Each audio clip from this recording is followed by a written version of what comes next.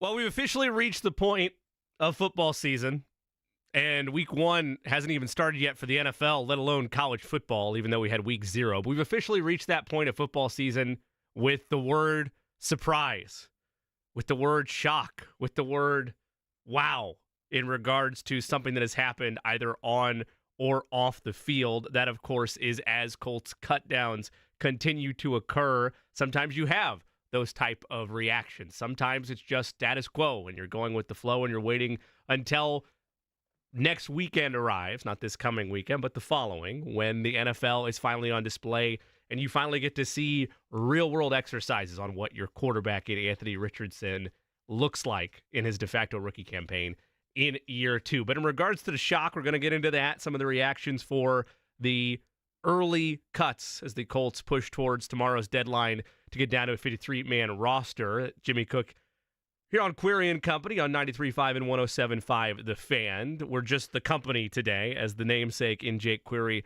has the day off. He's off today and tomorrow, but we still have a familiar voice in here, and Eddie Garrison behind the ones and twos. Eddie, glad to have you back. Hello, El Presidente. How are you? I'm doing great, Mr. CEO. How was your couple days off there? It was good. Went over to Cincinnati on Thursday night for the Bengals-Colts preseason finale. Shout out to Matthew Borders, who recognized me as part of the company, came up to me and introduced himself, and I was like, "Thank you. You're the first person to ever acknowledge me and out and about in person." And he also agreed that my head is not as big as Jake makes it sound out to me. Well, that's good that you were able to get some reassurance there on the head size. And in regards to meeting fans in person, look, I'm as self-deprecating as they come. We are at best, I don't know, F-list celebrities, perhaps, like if you even want to categorize us as celebrities. But Eddie's right. It's really cool to meet members of the company in person. I had a guy a couple of months ago in Meyer come up to me and was like, "Are you Jimmy?" And I was like, "Yeah." And he's like, "Man, I'm part of the company." And that's cool. It's good to see the audience continue to grow and to interact with people, whether it's on our remotes, whether it's through the YouTube chat, shout out to the break room out there today, or whether it's Eddie Garrison meandering around Paycor Stadium during a preseason game, and you're able to spot him a state away, no less. So that's really cool, Eddie. Glad to have you back. We'll get more from Eddie as the day rolls on. But another reason that we are lucky today through our stable of rotation when we need to, when Jake or I need to step away, is because we have brilliance in all aspects, but especially in the mind of Colts coverage with our co-host today, James Boyd of The Athletic. Busy week for you. You're all over the Fan this week, are you not? Yeah, I got a full week this week. Today and tomorrow with you all on Query & Company, and then you got the Wake Up Show coming on Wednesday, Thursday, Friday. So it's my first time, I think, doing co-hosting for a full 5-day slate. So now, which show's your favorite? Come on, you can tell us. I got to say 12 to 3, man. That was where I started with you guys. It is true. The first appearance as a co-host on the Fan was with James Boyd when it was just a simple midday show, and now here we are, a full company of members rolling right along. But yeah, waking up at 6 a.m. is just not fun. Look, it's I do it because I love you all, and I love Kevin Bowen and Andy Sweeney and all the guys in the morning, Mark Dykton. But goodness, it is early. We commend both Andy and Kevin and Mark, and then all the people that have real world jobs, unlike us, that are out there getting up and going to work with the wake up call on. The entire community over there has been great as well, and you'll get plenty of continuity on the Colts side with James filling in for Andy a couple days this week too. But jumping into the area of surprise that I mentioned right at the jump here, Rodney Harrison Jr., for those that don't know by now, the veteran safety for the Indianapolis Colts, a part of the first waves of cuts as we continue to roll along to tomorrow's deadline. James, you had different tweets and perspectives on this. This caught me by surprise just because of the versatility that Harrison presented last year at times when he was filling that void early on at times at linebacker with where Shaq Leonard was, and then ultimately winding up being a replacement safety for Julian Blackmon was injured a year ago. And it felt like, even though, not a standout camp, that he would likely just be a status quo piece that stays the part because he has experience there, because he's a veteran, and the Colts decide to go the other way. The ramifications from that, from your perspective, are what? I think obviously you lose some experience there because he is someone who's kind of proven to be at least a serviceable safety in the NFL before he came to the Colts. And obviously He was a serviceable linebacker last season when they kind of went through some changes with Shaq Leonard being let go, him stepping in and making a few plays as well. I still remember the pick 6 in Cincinnati last season. So he's had some plays. And I think for me, looking at my 53-man roster projection, which is already wrong because of that move, I think the trade-off or the decision that was made was because Trevor Dimbo, for example, who has hardly played for the Colts, offers more on special teams. And then with Ronnie Harrison, if you're not going to play him at safety, they had basically transitioned him to linebacker last season. And in my eyes, and to many who have covered the team as of late, I think Jalen Carlisle, the rookie, kind of took that last linebacker spot. Did you get that indication right when he was drafted, or was it because of what he displayed during camp that solidified that decision for them, do you think? Because that's the point I've seen made a lot, is that when they make that 5th-round selection in Carlisle, it's kind of clear that they're looking to have somebody other than Harrison as a linebacker for them. So for Jalen, I definitely think that was a case of him coming in and showing right away that he could be a potential impact player from year one. And I think that he earned that throughout camp. He showed some things. He was injured for a while, which to me, dealing with the hip injury kind of put his spot in jeopardy. But then he came back and he played pretty well. And I thought he had a strong showing to kind of end the preseason. So tough break for Ronnie Harrison Jr. He is someone I think will be, picked up, whether it is by another team, if he's brought back by the Colts for a practice squad stint. But I honestly think that he's probably too good to kind of stay out there in the wilderness for too long. I think that he is, again, a serviceable rotation player in the NFL. It's just a numbers game, obviously, with the Colts, which is every team is playing right now. You mentioned kind of jokingly there, and for those that aren't already subscribed, you should be. He does a great job. One of the talented beat writers on the Colts beat in James Boyd. Subscribe to The Athletic. You can find his coverage throughout the entirety of this Colts season. But you mentioned something that you have pushed on The Athletic a couple days ago in regards to the 53-man roster, and you projecting that out. What is more difficult, or what gets more animosity, would you say, when you're wrong? Is it the 53-man roster projection, or, because you've done a couple of these now, is it mocking out the first 2 or 3 rounds of an NFL draft? What do you feel more pressure on, and what gets more ruffling of feathers, would you say? I actually think it's probably the mock drafts. Yeah. Because when it comes to picking or projecting a 53-man roster, there is a lot more just internal knowledge that I have of the team, the GM, Chris Ballard, things that have happened in the past, what I've seen with my own eyes at practice, at camp, at preseason games. All of those factors, I think, give me a much better educated guess, whereas when it comes to the mock drafts, using simulators, is this team going to take this player? What are their needs? I don't know their needs as good as I know the Colts' needs, and so that can be difficult. And I think that some fans tend to have their fan favorite players from the draft, and it's like, if this player drops, you get him. And it's like, well, in a perfect world, every great player would drop to you, and you'd never have to give up any draft capital to go up and get somebody. Yeah. And so when I'm doing the mock draft simulators, I remember telling you all a couple of times, I would hit it like 3 times until Brock Bowers was available. Yeah. And then it was like, all right, I'll start my draft now. But that's not real life, right? Sure. So I enjoy it. I think it creates a lot of dialogue. And it definitely, if anything, the difference between the draft and the 53-man roster projection is that it forces me seriously to pay attention when it comes to the Colts to more than the big names. And so when we get to those last few weeks of camp, it's like, okay, I know for a fact a guy like Anthony Gould is going to make the team. Like, would that have been the case at the beginning? Maybe not. But then now I have to dig into the weeds and see, okay, what about the cornerback battle? What about the backup cornerback and things like that? So it's fun. I enjoy it all. And I definitely enjoy when people dive into it and tell me that I'm wrong. And I'm not saying that in jest. I mean, seriously, when they give me a good reason for why they disagree versus just like, hey, I don't want this guy on my team. It's like, okay, I understand that, but what is your theory behind that? And most of the time, I will say, a lot of Colts fans have good points that are made, and I think that's what always makes my job fun, is because it's not a perfect science. Looking back at the Colts preseason finale, and we discussed this a little bit on Friday, but I'd also like to get your perspective in this as well. James Boyd in for Jake Query. I'm Jimmy Cook, Eddie Garrison behind the ones and twos. You're listening to Query and Company on 93.5 and 107.5 The Fan. But for that last preseason game, the biggest takeaways for me was hoping that against the Bengals and their 2s and 3s, there would be clear separation as, yes, this is varsity versus JV. You want to see the defense and the offense for the Colts perform in a way that shows this is Indianapolis's 1s and this is Cincinnati's 2s or 3s.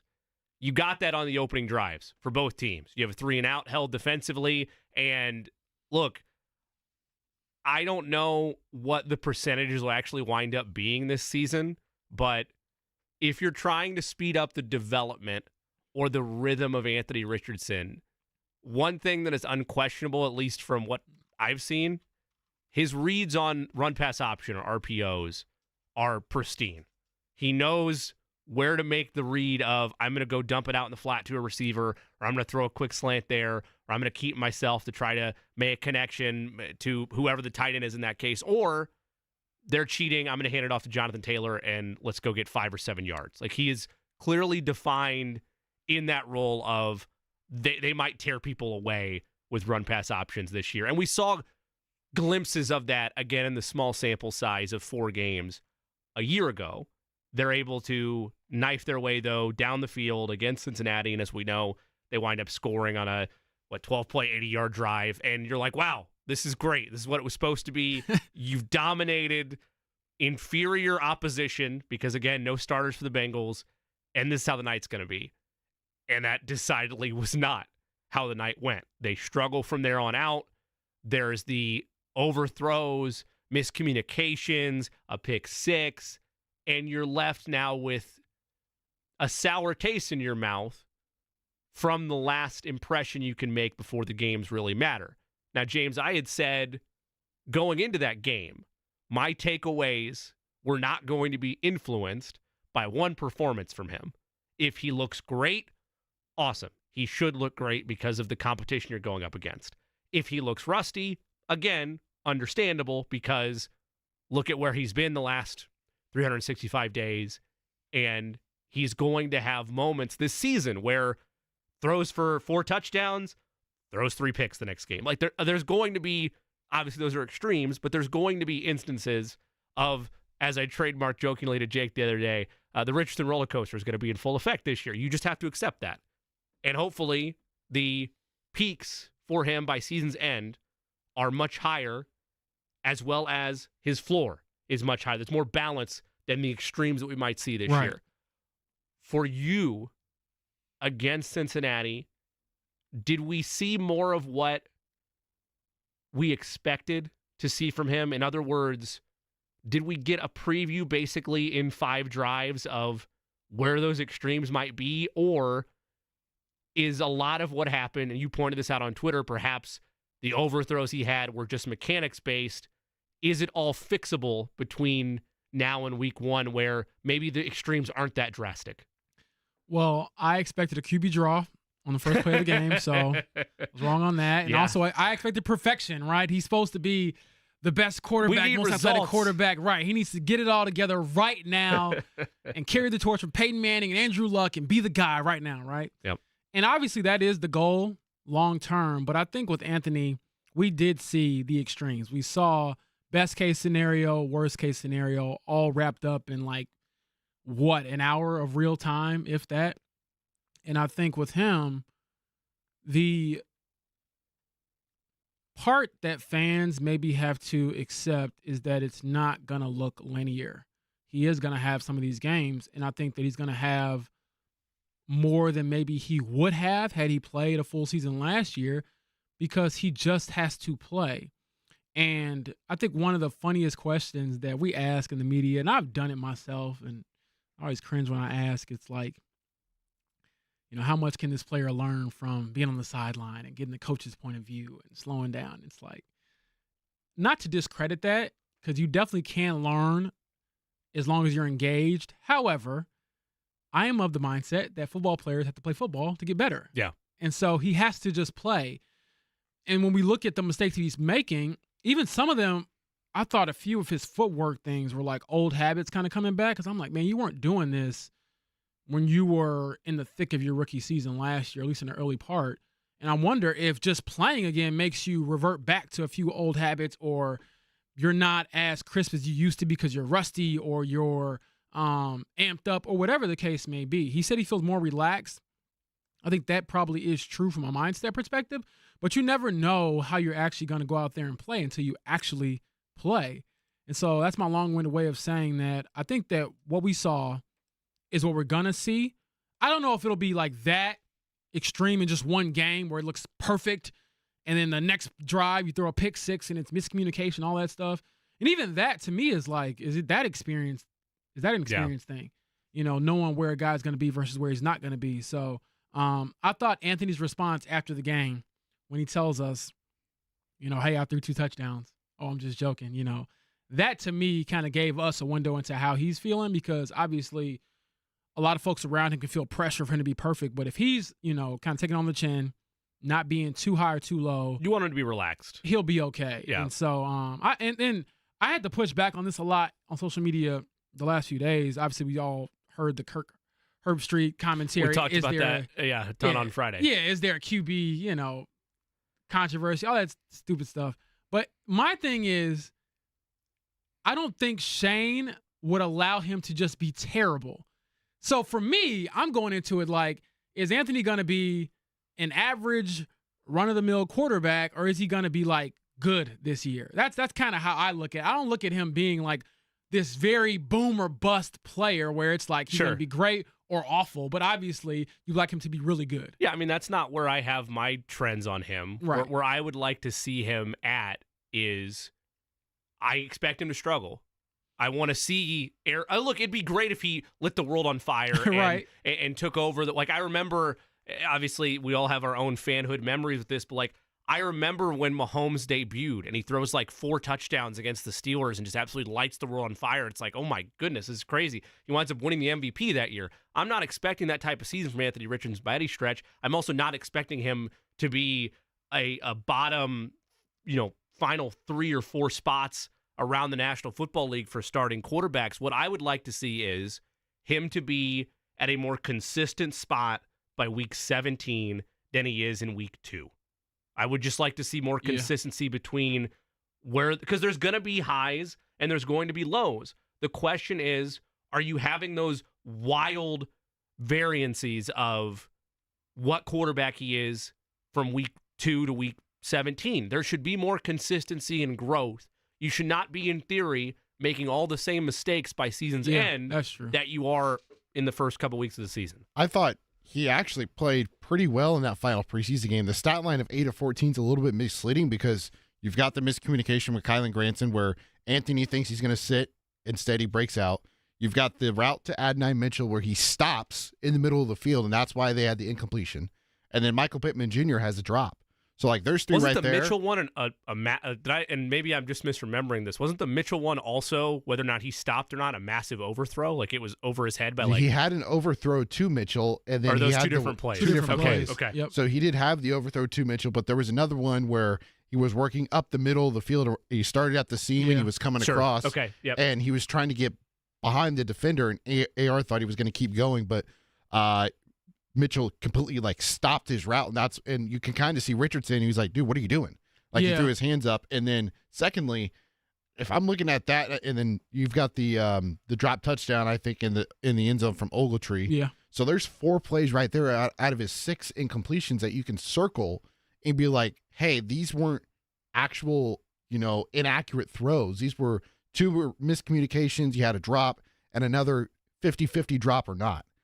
I mean, but it's hard to know. Like, I don't. And you're not running him in the preseason, so you're mainly using him as a passer. That part. And I think the throwing lanes are going to open up during the course of the regular season when the RPO game is much more installed into the offense. Sure, and that's fair. And again, as I mentioned at the beginning of the show, the RPO game itself, when you saw the long stretch of it being utilized heavily in that opening drive, like, he looked pristine. And I do agree with you, Eddie, about the fact that his legs have largely not been a threat to anybody this preseason.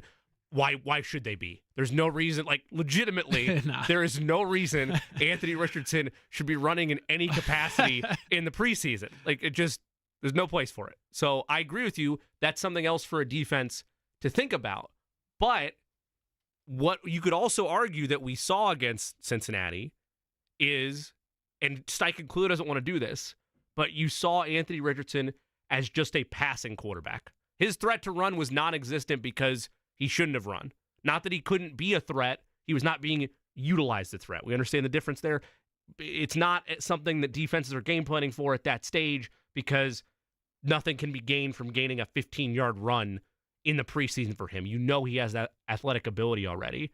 But from a strictly passing standpoint, some of those I will concede you can make excuses for, and they'd be valid. But other aspects of it looked like a guy that is unpolished, that is inexperienced, that needs to have more opportunities to be able to grow.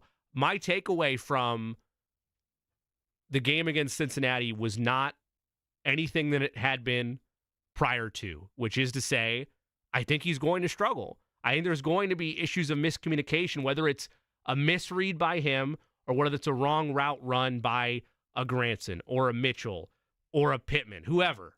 But those mistakes, in theory, would get ironed out as you get more progression and repetition with one another. James, to Eddie's point, when you add that mobility element to it, and let's be honest, that's part of the reason he was as coveted as he was on draft day. Absolutely. Is because of his dual threat capabilities. When you add his ability to run, assuming they're going to still run him, which I think that goes without saying, how much easier will that make life for him? Defenses having to worry about not only him as a passer, but worry about his threat to run. How much easier does that make life for him when a defense has both those things to think about? I think it makes his life a lot easier just because it seems like Anthony, when he had even the threat of his legs, creates easier passing lanes for him, if that makes sense. Because, for example, if he breaks the pocket, right, and he takes 2 steps outside of it, the entire defense has to kind of shift and at least think for a split second, is this dude going to run? Because unlike Peyton Manning, who's loved here and has a statue outside of Lucas Oil Stadium, I say this with love, Anthony does not move like a statue like Peyton Manning once did. Sure. So there's a little bit more of a threat, and I think just that part of it will make his life a lot simpler as well as easier. So I'm excited to see the guy, and I know you're going to jump in, Eddie, with some important updates. Yeah, there's some breaking news here, James. Yeah. I know. I'll peep it too. Tom Pelissero, NFL Network, reporting an important note as teams construct their final 53-man roster. NFL teams were just informed by the NFLPA that they vetoed the revised emergency third quarterback rule that would have allowed teams to elevate a QB from the practice squad an unlimited number of times. So the rule has been reverted back to the 2023 version, which says the emergency third quarterback must be on the 53-man roster, not in elevation. So in terms of cut down, James, I know you had mentioned this. You had Ellinger off of your list now. Yeah. Do the Colts go back to a world where there's 3 quarterbacks on the depth chart, or do they do what Pelissero also highlighted in the subsequent tweet? Teams can still elevate an extra quarterback from the practice squad. They just won't get an exemption from game day roster limit. The main reason to clarify that, why the NFLPA pushed back on this, it amounts to basically stashing, a legal stashing element. The union didn't want that for fear that, it's making life and a financial discrepancy towards a third-string quarterback or a third-string playing time and overall labor concerns there. So they wanted that stashed away. So now the Colts' options would be, James, correct me if I'm wrong on this, carry a third quarterback or go that route of just having somebody on the practice squad and making game day cuts and changes there. Assuming I'm right on that, does that change anything of your final 53-man outlook, only having 2 quarterbacks in your, again, James Boyd's 53-man roster? You had Flacco and Richardson. That was it. Yeah, that's a good question, because even if you were to keep Sam Ehlinger at this point, or if you didn't, you still couldn't just bring him up an unlimited amount of times. That's what makes it different, is that if you were to keep him on the practice squad, which is great, I think you can only call a guy up, 3 times before you have to make him on your permanent active roster for the rest of the season, kind of thing. So it's like, yeah, you could keep Sam Ehlinger on the team, but then Do you keep Jason Bean as well on the practice squad? And do you pick and choose which one is up on depending on which day? But I think with this rule and the way the roster is shaking out, I'd probably keep 3 at this point. I'd probably keep 3. Are you forced? Again, I know I'm making you look back now, and this is all exercise. Again, we I'm like we trying give to do praise, the math in my head. We give praise where we can to James Boyd, but he is not, contrary to popular belief, he is not the all decider on what the Colts will do with their actual 53-man roster, despite what he might tell us. However, is there then a complication made? I know I'm making you go off the dome here. If you make Ellinger an active member of the 53-man, do you know off the top what you would have to cut? You personally, if you're running this thing? Could it have been Ronnie Harrison? Yeah, I mean, he would have been cut. That would offset it because you had him as an active, right? You had him make the roster, and he's now off. Right, so that would offset it. But even then, I wonder, like, okay, would I keep 4 running backs? Sure. Like, would I keep Evan Hull, Trey Sermon, JT, and Tyler Goodson? That's definitely a question to kind of ask out there. Like, is Tyler Goodson the odd man out? Is it Evan Hull? Is it Trey Sermon because he's dealing with a hamstring injury? I don't know, but I definitely think that changes things a lot. And I know people are like, well, if they have to play Sam Ehlinger, like, that's just the worst thing ever, blah, blah, blah. And I understand that too. And maybe that is a factor where it's just like the Colts are like, if we get into a game and we have to worry about who our third quarterback is, then our season is already kind of messed up. But this is where I think in a unlucky world, and knock on some wood here, like if AR gets banged up in a game, not like a serious injury, but he gets banged up, can't play the rest of that game. Joe Flacco gets banged up, in a game, and you're in a winnable game, and you don't have that third quarterback to at least get you over the hump that week and maybe the next one, then I think that would be something hard to look back at and say, why weren't you prepared for the situation? So this is where I'm like, man, being a GM is hard. I know that Chris Ballard gets paid handsomely to do the job, as do other GMs, but man, like, this is not an easy decision. And I also think that this kind of late curveball is interesting to me because I would like to know kind of how it all came together and why we're just hearing about it, this new third emergency quarterback rule being vetoed like in the 11th hour. Like, what benefit was that for? But like you said, I think it also, like in that situation, it kind of gives, teams a way to maneuver around some financial things when it comes to quarterbacks and how much they're paid and things like that. Obviously, if you're on the active roster, you get a better salary, I would assume, than practice squad and things like that. So it's definitely interesting. But yeah, I think it definitely would, even with Ronnie Harrison being off the roster, there is probably somebody else who might have to be moved off if Sam Ehlinger is kept around. And just to remind everyone, historically, the Colts have kept 3. He's James Boyd. I'm Jimmy Cook. Eddie Garrison is behind the 1s and 2s. Got a great show lined up for you today. I have forgotten an aspect here of today's show, so I am going to honor our namesake and say that I have a mental hurdle here. We have Mike Chappell coming up at the top of the hour. He'll talk more about Colts cut downs, if there's any real ramifications with the emergency quarterback spot being now nullified by the NFLPA. Plus, we'll look at other position battles there. The voice of the Hoosiers, Don Fischer, joins us bottom of next hour. Week 1 is officially, legitimately on the horizon as we count down for one of the most exciting debuts for IU football since when. We'll get Don Fischer's perspective on all of that as the Kurt Cignetti era begins. And then David Ubben? That's my mental holder. Oven. Okay. David Oven, national football writer, college football writer, I beg your pardon, for The Athletic. He'll take us through a wild week 0 and look ahead to all the marquee matchups in a loaded week 1 slate. But when we come back, Eddie brought up an interesting perspective about Anthony Richardson's performance against the Bengals to close out the preseason. We'll give one important caveat there. Plus, the Colts had struggles a couple of years ago. A long leash was given. If those appear again, how long should that leash be this time? We'll get into that and more. Happy to have James Boyd in studio. I'm Jimmy Cook. This is Query & Company on 93.5 and 107.5 The Fan.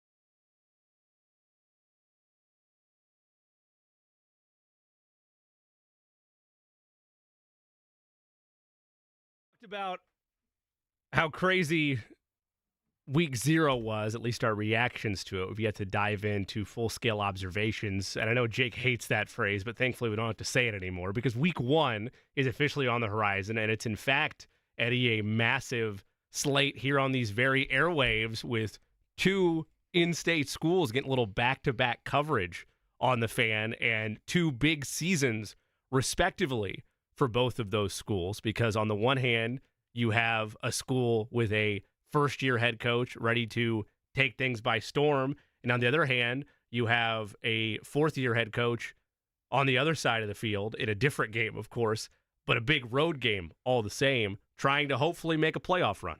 Yeah. By the way, Jimmy, Kyle Enright at Decatur's been there longer than a year. I'm just kidding. Because we've got Decatur Central and Chappell on Friday night. Yes, that's true. Eddie Garrison on the call for that, correct? Yes, that is correct. But yeah, Saturday at 2:30, that's when the coverage will start with our 1:30 guest, Don Fischer, as Indiana kicks off their season at home against Florida International, the Fighting T.Y. Hiltons. And then right after that, Notre Dame and Texas A&M right here on these airwaves. So that'll be a good start to the college football season on the Fan. And then on Sunday, USC at LSU. That is our 9th game that we've got in terms of college football after the IndyCar race on Sunday. It's college football galore. Looking forward to talking about all that as the week goes on. I want to get back to what we mentioned before we went to break last segment. Eddie had pointed out the fact that perhaps not all should be lost or negative in regards to what Anthony Richardson put on display or what the final takeaways were in the game against Cincinnati, the final preseason game on Thursday, and perspective of a couple throws here or there that either maybe weren't his fault or were drops or were areas of a situation where the Colts could fix it, clean it up, and be ready to go for week 1. Just to recap on this from Kevin Bowen, those 5 Anthony Richardson drives, this on at KBowen 1070, I'll use his language, flawless drive touchdown to start things. Second drive, pass game miscommunication, interception. Third drive, drop and accuracy issues, punt. Fourth drive, run play blown up, more pass miscommunication, punt. Fifth drive, AR stripped. James, I don't know if you got that same sensation, because correct me if I'm wrong, you were at Paycor Stadium, correct? When we saw that happen from the broadcast view, and I'm assuming you saw it from the press box as well, it was like seeing the horror villain in the backdrop trying to yell at the main character, Anthony, look out, he's coming. And then the strip sack happens, and obviously they wind up punting on that drive. And that was the whole thing. 5 drives, 7 points. And this is the key part for me, because I agree with Eddie to an extent of there's stuff when you go back and look at the tape of not as bad as it looked. Miscommunication here or there. Who's at fault with the Granson miscommunication that leads to that pick 6? Is it more Richardson? Is it more Granson? Is it just timing? Either way, it's stuff you'd like to see cleaned up. My biggest issue is, and Kevin kind of reiterated the same thing last week, I expected, because it was backups and third stringers for the Bengals, that they would look cleaner than they did. I won't even go as far as Kevin did, which I agree with to a large extent. I didn't need domination. I needed them to look cleaner than they did. And they didn't for 4 of the 5 drives. Whether or not you want to point and say, well, a missed throw there, drop pass there, that's fine. But I can't have that type of curve that Eddie brings up because of the competition they were up against, if that makes sense. Because it was the 2s and 3s, I factor it in a little bit less because you should have gone out there and performed a little bit. Again, to be clear, this means nothing for week 1. They don't get an extra loss because he played bad against the Bengals. Are you sure? As far as I know, I mean, we're getting Tom Pelissero changing stuff on the fly, so maybe they've changed that rule. I don't know. I'm not saying that there's alarm bells at all necessarily for week 1. I'm merely saying why I was disappointed was because of the competition they were up against. Yeah, so we have Jimmy on the record saying that the quarterback rule change for the third emergency quarterback was changed because of Anthony Richardson's performance in Cincinnati. Yep. Eddie, you remember to clip that for the future? Save it in the hard drive in the archives. But I would agree. I mean, you're going against second stringers, and that first drive looked like it. That's what a starting quarterback in the NFL is supposed to do. You're supposed to carve them up, make them look silly, and basically let them know there's a whole nother level to this. Whereas those last few drives, it was like, okay, even though there are mistakes that were made, miscommunication, that stuff, although there are valid reasons and excuses for why that happened, no one's trying to hear that when the games actually matter. And no one's going to care, James, to your point, after week 1. Like, people might let it slide for the preseason. Nobody's going to want to hear any of that, of this excuse or that excuse or this reasoning or that reasoning, if it results in another loss in an opener. Yeah, nah, especially a game as important as the one against the Texans. I was going to say, you're trying to go out there, take it to the reigning division champs. You haven't won a division title in 10 years, haven't won a season opener since 2013. Like, there's stuff on the line. And even though Anthony didn't do any of the talking, to my knowledge, there has been plenty of trash talk between both teams this offseason, particularly when it comes to Zaire Franklin and CJ Stroud. And I think one of the things Zaire Franklin said, I believe it might have been on like Kay Adams' show, was he told Anthony, hey, you did all that. Or he told CJ, you did all of this, but you didn't face Anthony, the second time. You didn't face him. Yeah. So he's kind of putting that pressure on him even more. Doesn't that one always make you scratch your head? Not even the comments, but like Anthony Richardson is not playing corner.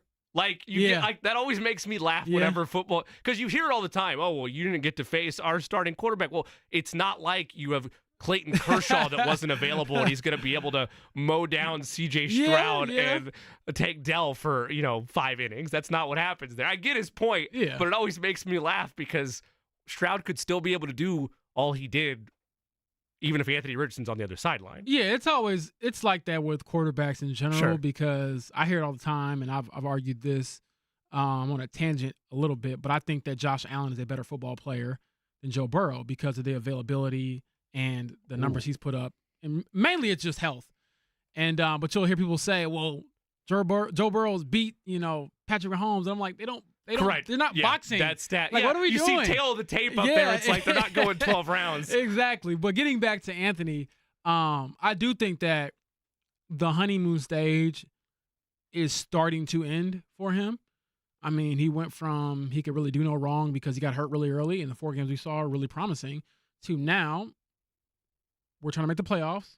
You're the guy supposed to take us there, and we need you to step up and be that guy. And as much as you want to preach patience, if you're Chris Ballard, if you're Shane Steichen, if you're Anthony yourself, nobody's trying to hear that when the games start mattering. And when you're telling us as a GM, as an owner, and Jim Irsay, that you're a playoff team, that you're capable of winning multiple playoff games, which is what Jim Irsay told us in the second preseason game during the on-TV broadcast, Anthony's got to perform. So there's pressure there. I think he embraces that. I'm actually doing a story on Anthony. I'll write about all this stuff here soon in about, I would say, look out in about a week and a half. I'll have a story on all of this stuff and kind of his perspective on, his role with the team. Has it shifted? Has it not? How he views his second season coming up, all these things. But to me, I know that there's going to be struggles, but it just can't be where you look like you're completely in over your head. And I know there's going to be moments like that because it happens to every quarterback, no matter how great you are. But obviously, it would really help for him to kind of start the season off with a strong showing. It doesn't even necessarily have to be, 5 touchdowns and, just blitzing the Houston Texans, but you got to go out there and make sure you don't get rolled, as the team that, again, is supposed to be competing with that team. So I know Anthony, the thing about him that I find fascinating sometimes is that he's so chill and so mellowed out, and he takes everything kind of in stride, but best believe he hears it all, and he wants to prove that he is indeed the franchise quarterback and not the guy that is always the potential guy. No, I want to be the guy. What's the biggest goal? What's the biggest team goal for the Colts this season? You just said it a second ago, but I want to kind of emphasize a full circle point here. You mentioned what they want to do as a team this year. Yeah, to me, I think you got to go out there and win the division. Short of that, though. But make the playoffs. Right. Yeah, make the playoffs. So I fully disagreed with what I'm about to reference here because I ended the show this way on Friday, and you brought it up in segment 1.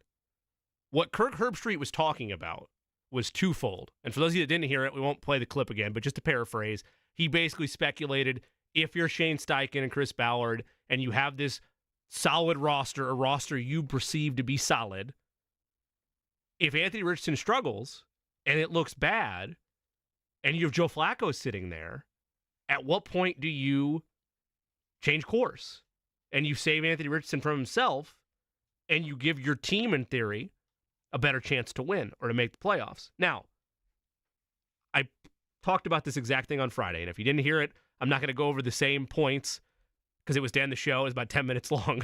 But it's on the podcast center. Just search Query & Company wherever you get your podcast. Go to 1075thefan.com. But the brunt of my point was, James, and I want to step aside and then get your thoughts on this in a second, because we're going to have Mike Chappell here, and I want to make sure we have enough time to get to this point.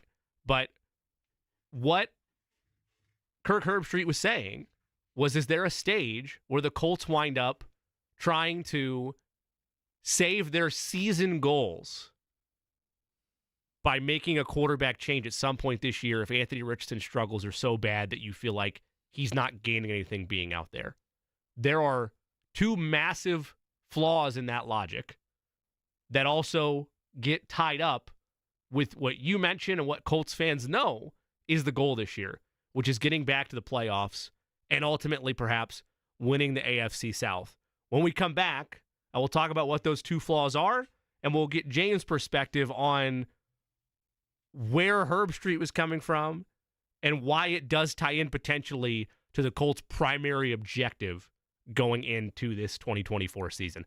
James Boyd is in for Jake Query. I'm Jimmy Cook. Eddie Garrison with us as well. It's Query & Company on 93.5 and 107.5 The Fan.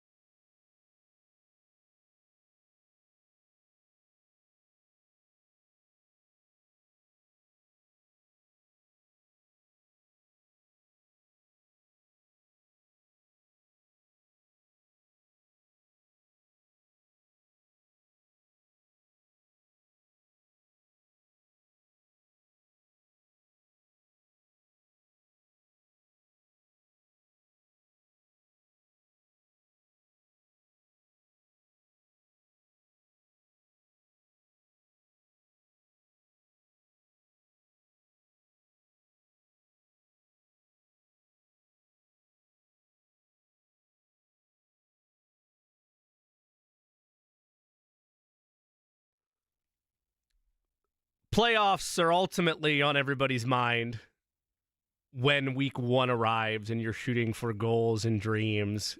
And for the Colts, it's a year of getting back there, of hoping that you're finally able to have the season you thought you were going to have a year ago. James Boyd to my right, I'm Jimmy Cook, Eddie Garrison, behind the ones and twos here on Query and Company on 93.5 and 107.5 The Fan. And there's an intersection point potentially. And James, I want to get your perspective both from a personal opinion and both as somebody that covers the Colts on a regular basis. You can subscribe to James's work at The Athletic. Just go to theathletic.com.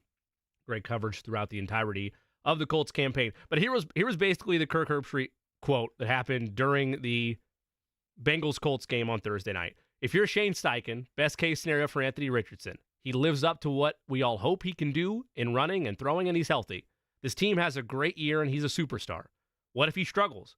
What if he has a good drive and a good game, then a bad game? He's a pick, and everybody's expecting him to be the guy. With a guy like Joe Flacco in the roster they have, I just wonder how you can handle that if it goes down that path. This is because you know what you're going to get with Joe Flacco, end quote. James, what I stressed on Friday and the flaw in that ideology is, yes, you want to make the playoffs, but this year is about finally getting a clearer answer on what Anthony Richardson is. Because in the NFL, like, we can talk about it how, oh, maybe 2 years from now or 3 years from now, you know what Anthony Richardson is. That's not the shelf life in the National Football League. For most general managers, for most coaches, for most players, you don't get 2 or 3 years to cut your teeth and hopefully year 4, you're a high-level quarterback. You're going to expect some return on your investment now, or at least by season's end, a clear indication that he's developing in the right direction and there's more good than bad. I say all that, and I bring up the Herbstreit quote again to ask you this. To make you mad? Probably. Organizationally, they'd like to make the playoffs. And I understand that from a diehard fan's perspective, what I'm about to say might rub people the wrong way. Joe Flacco as your quarterback and this team making the playoffs might as well be a participation trophy because you're not doing anything in the AFC with Joe Flacco. It's not happening. No, I don't care if it is Kansas City that you draw or Cincinnati or Miami or Baltimore. It's not happening. And even if you say, oh, well, you get there, maybe you surprise some people. Okay, you win a round.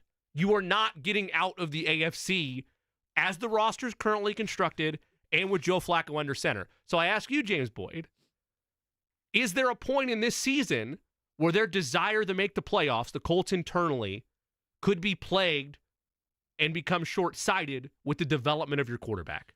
No i.e. chance. Joe Flacco's music starts playing. No chance. Like 0% chance. I tweeted this out the other day. Anthony would have to be the worst quarterback in the league for like 10 weeks. In a row. Right. For people to be like, and he's just not going to be that. I have talked about this. I just said it in the, earlier on the show.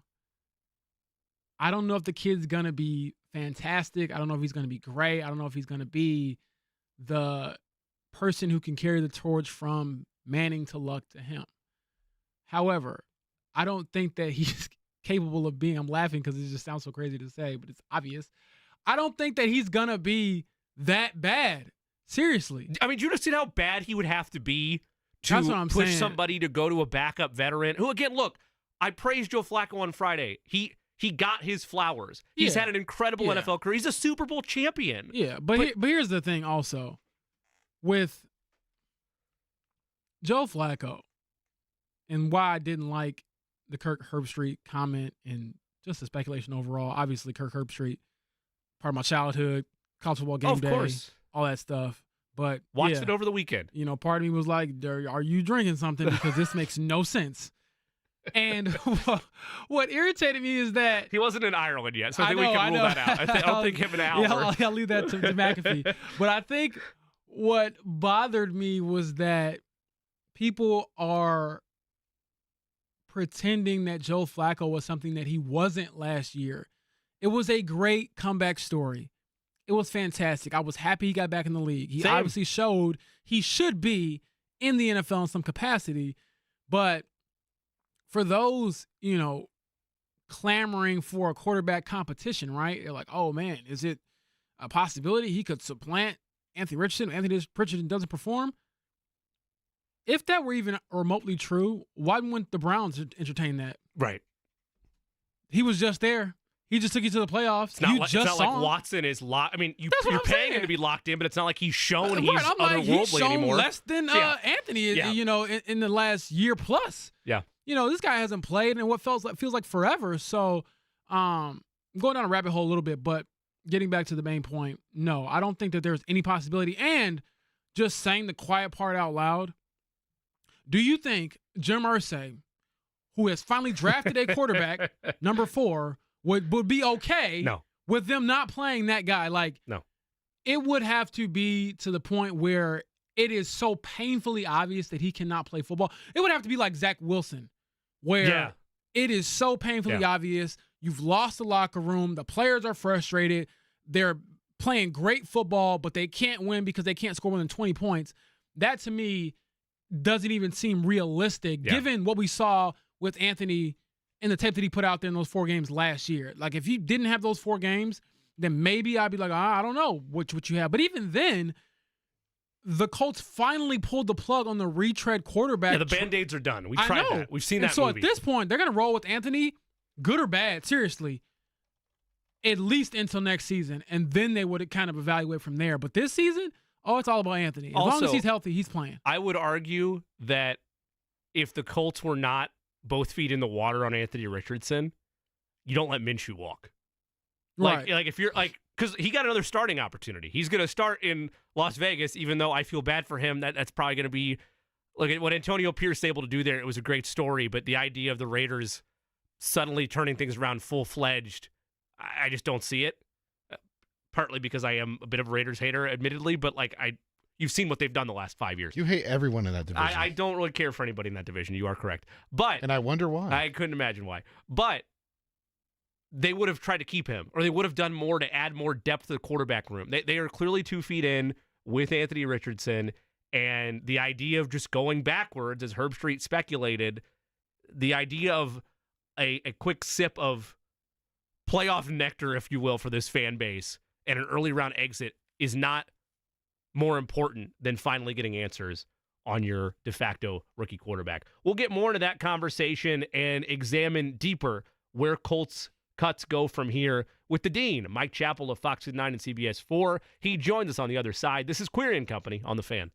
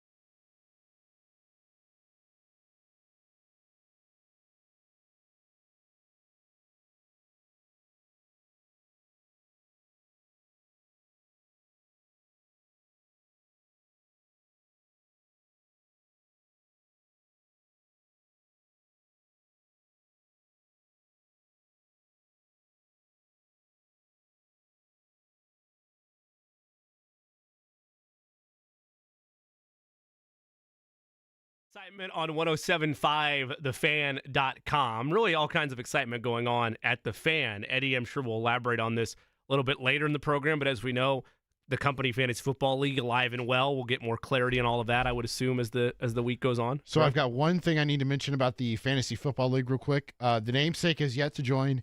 And then Karina, our only female listener that called in, she needs to join as well. So we have 2 spots available right now. So Karina, if you're listening, please join the Fantasy Football League. I'm a little concerned that the namesake hasn't yet, but at the same time, it's the namesake, so we'll give a pass there. He is. He's a very, very busy man, and I assume we'll get all draft dates and stuff finalized.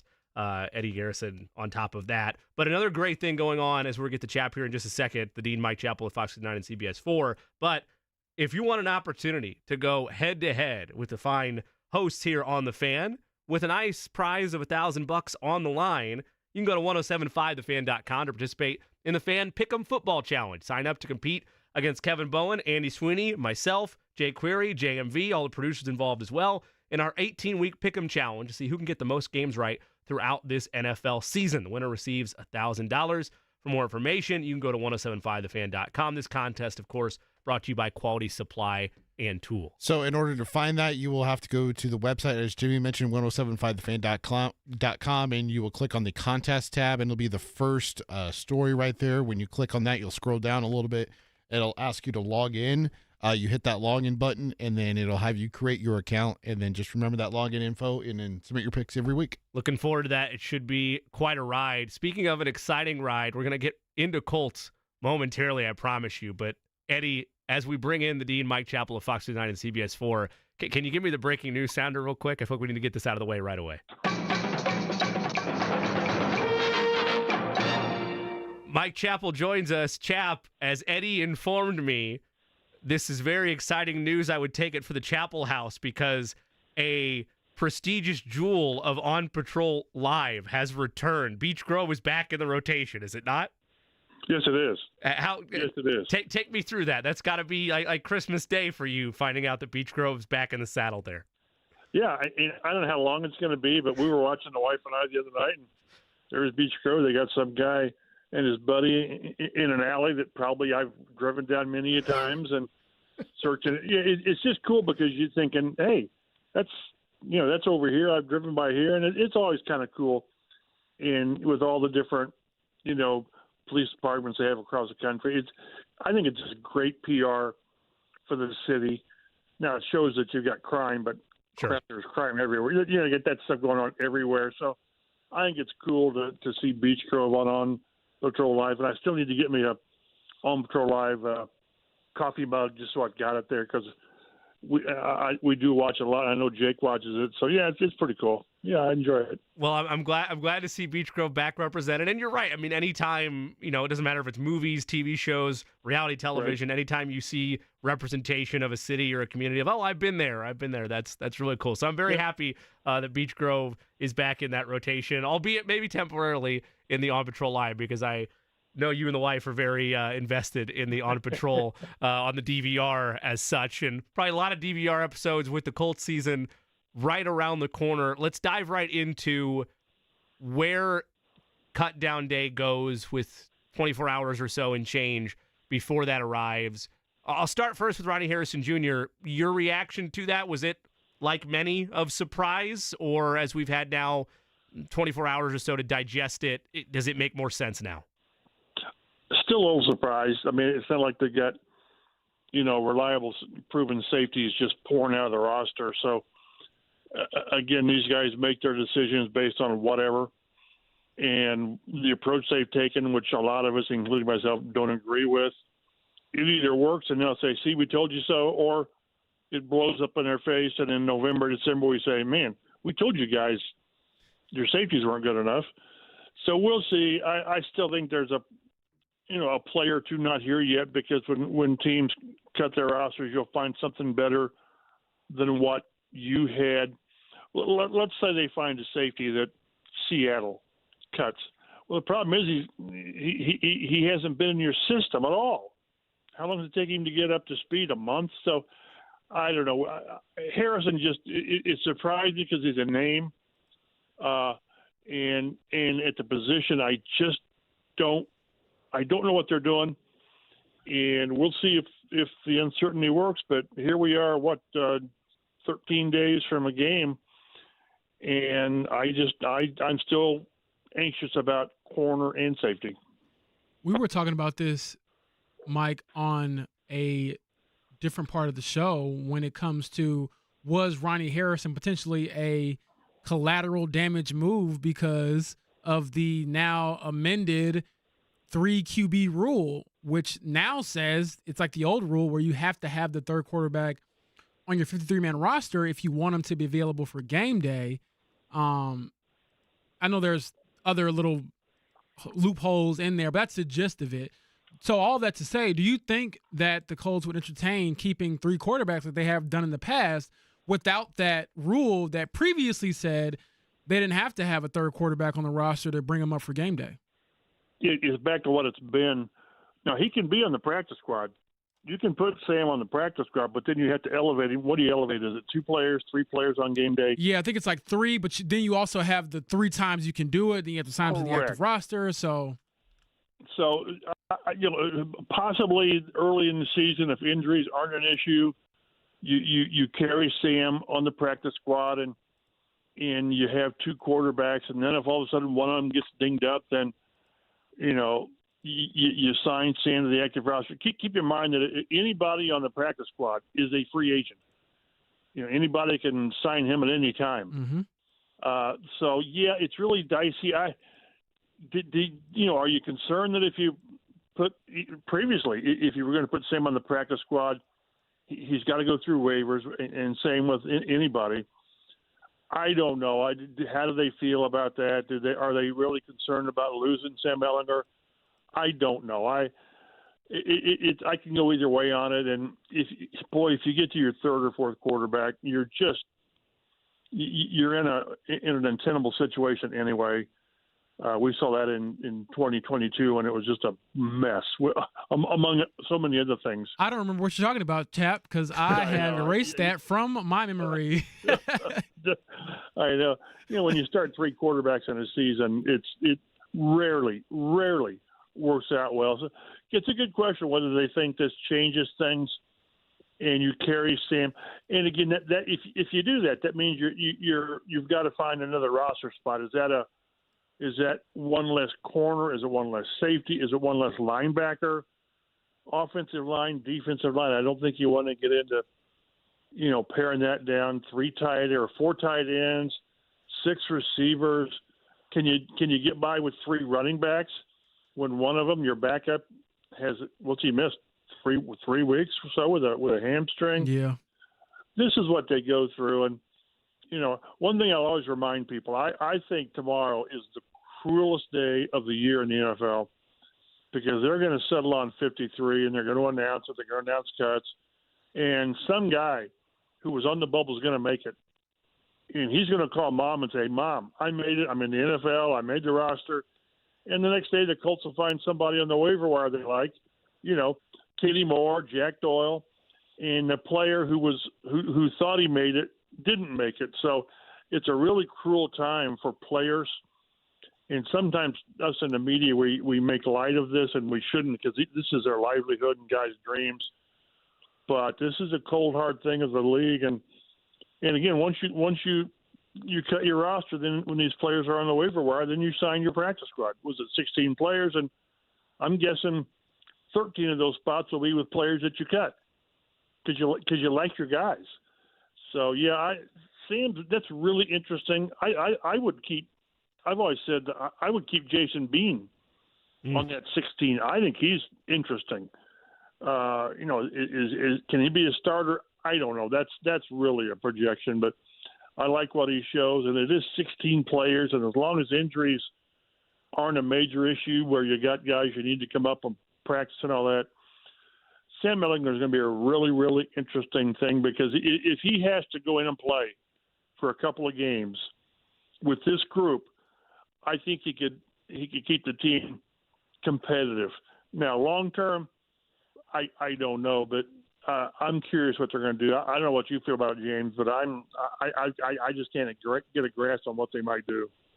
The Dean Mike Chappell of Fox 9 and CBS 4 joins us. He does so on the Express Pro Tire and Auto guest line. Chap, we've been talking all offseason as to whether or not they would bring in veteran help in some capacity, whether it was tight end or cornerback or safety. And to this stage, there's really been none of that. How active, if at all, once cuts around the league happen? Because you mentioned it can be an emotionally hard day, maybe one of the hardest in all of the NFL, because of all the cuts and the tough conversations that have to be have. But it becomes, for some, one door closes, another door opens.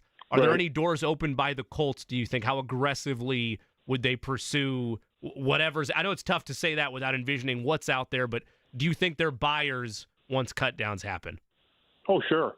Again, Kenny Moore, Jack Doyle. This is one where one team's trash, and I hate to use the word trash, but one team discards. They fit for you. I think Kenny back in, was it 2017? Yep, 2017. I think they had a bunch of injuries, and they were looking for bodies. And I remember that Chris Ballard talks about this, that Kenny Moore was not his.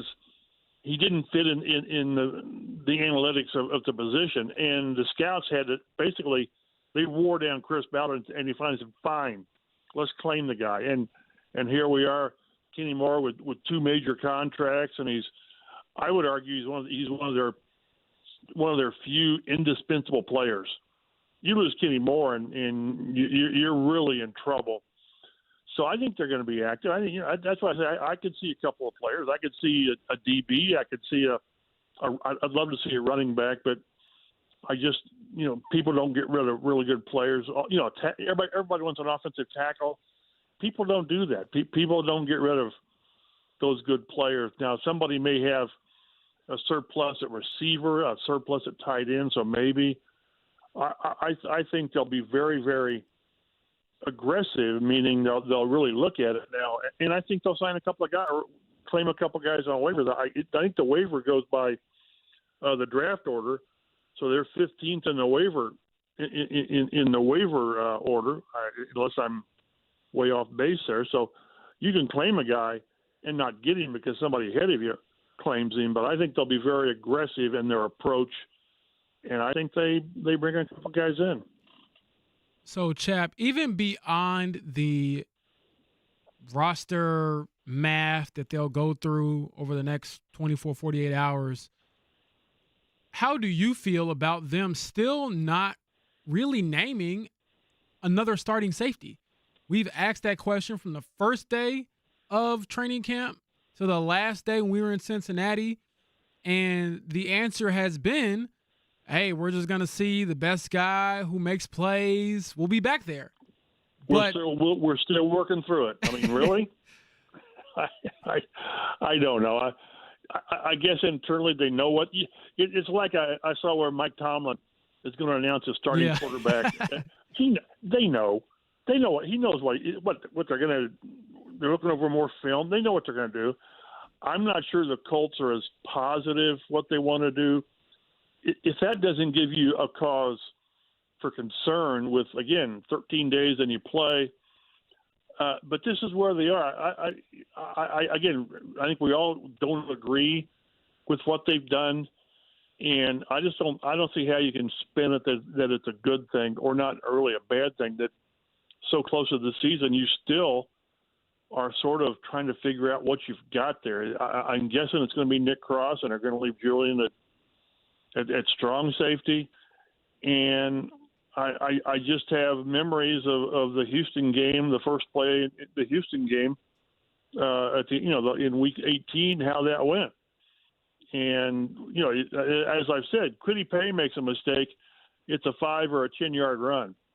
When the free safety or the strong safety or even a corner makes a mistake, it's 75 yards. So I'm anxious, and maybe in December the team will say, "See, we told you we knew what we were doing."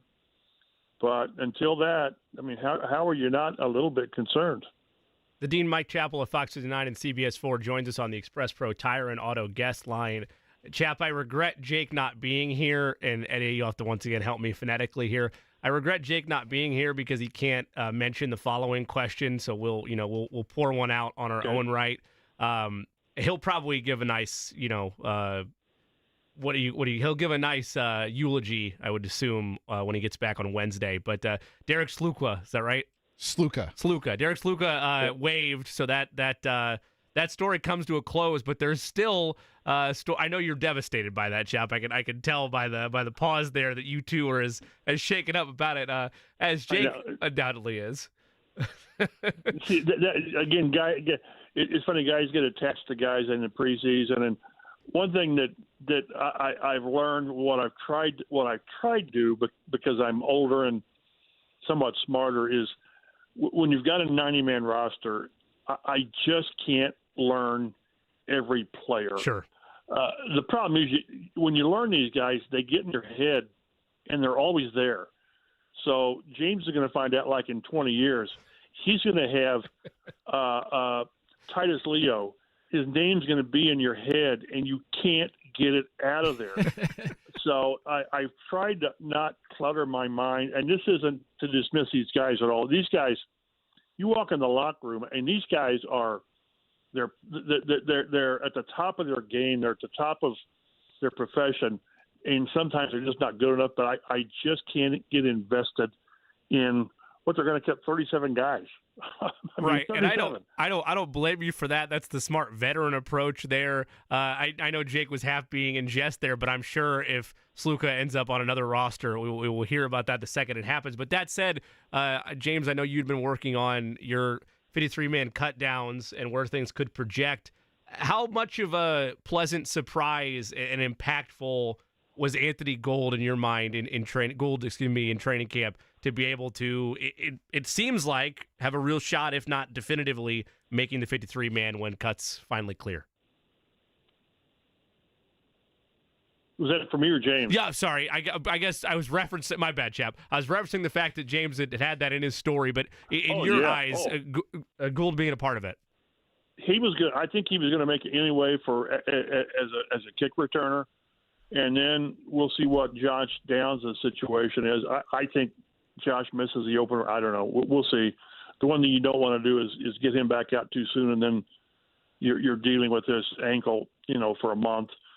But yeah, I think I had him in a couple of them, the 53 cutdowns I've had. He's been like my fifth or sixth receiver with Ashton Doolin, because Doolin's such a special teams guy. So I really think this is going to be a strong draft class to make this roster. I didn't have the corner Micah Abrahams making it, but maybe he died. That's what's so crazy. These last 50. From 50 to 53, it's going to be really interesting what they do. And I tell you, if you're at the bottom of the roster, you better play special teams, and I mean most of them. So I think I always had Gould making it, and I thought Josh Downs' injury cemented that. But I thought he was going to be their kick returner. It was going to be he or Dallas Flowers. And is Dallas Flowers a lock to make this team at corner? I don't know.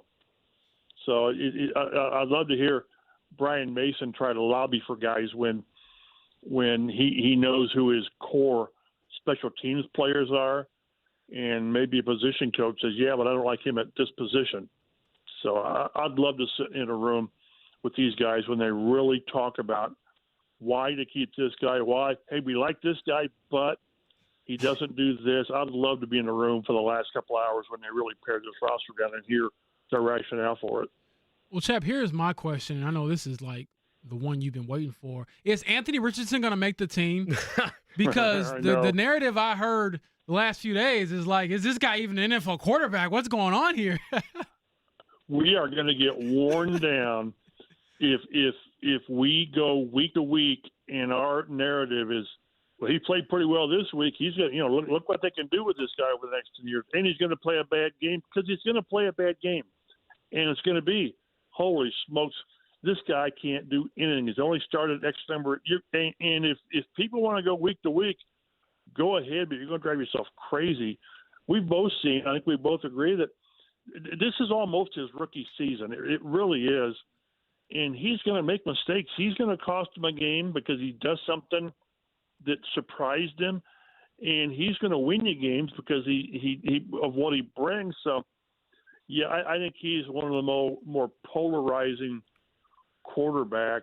You hear about all these rookies and Drake May and Caleb and Jaden and all these guys, and they're surefire. They're surefire. And with Anthony Richardson, it's like, yeah, boy, I don't know. He threw that bad pass to Granson, and he missed this guy, and he misses this. I just see the potential of what he might be.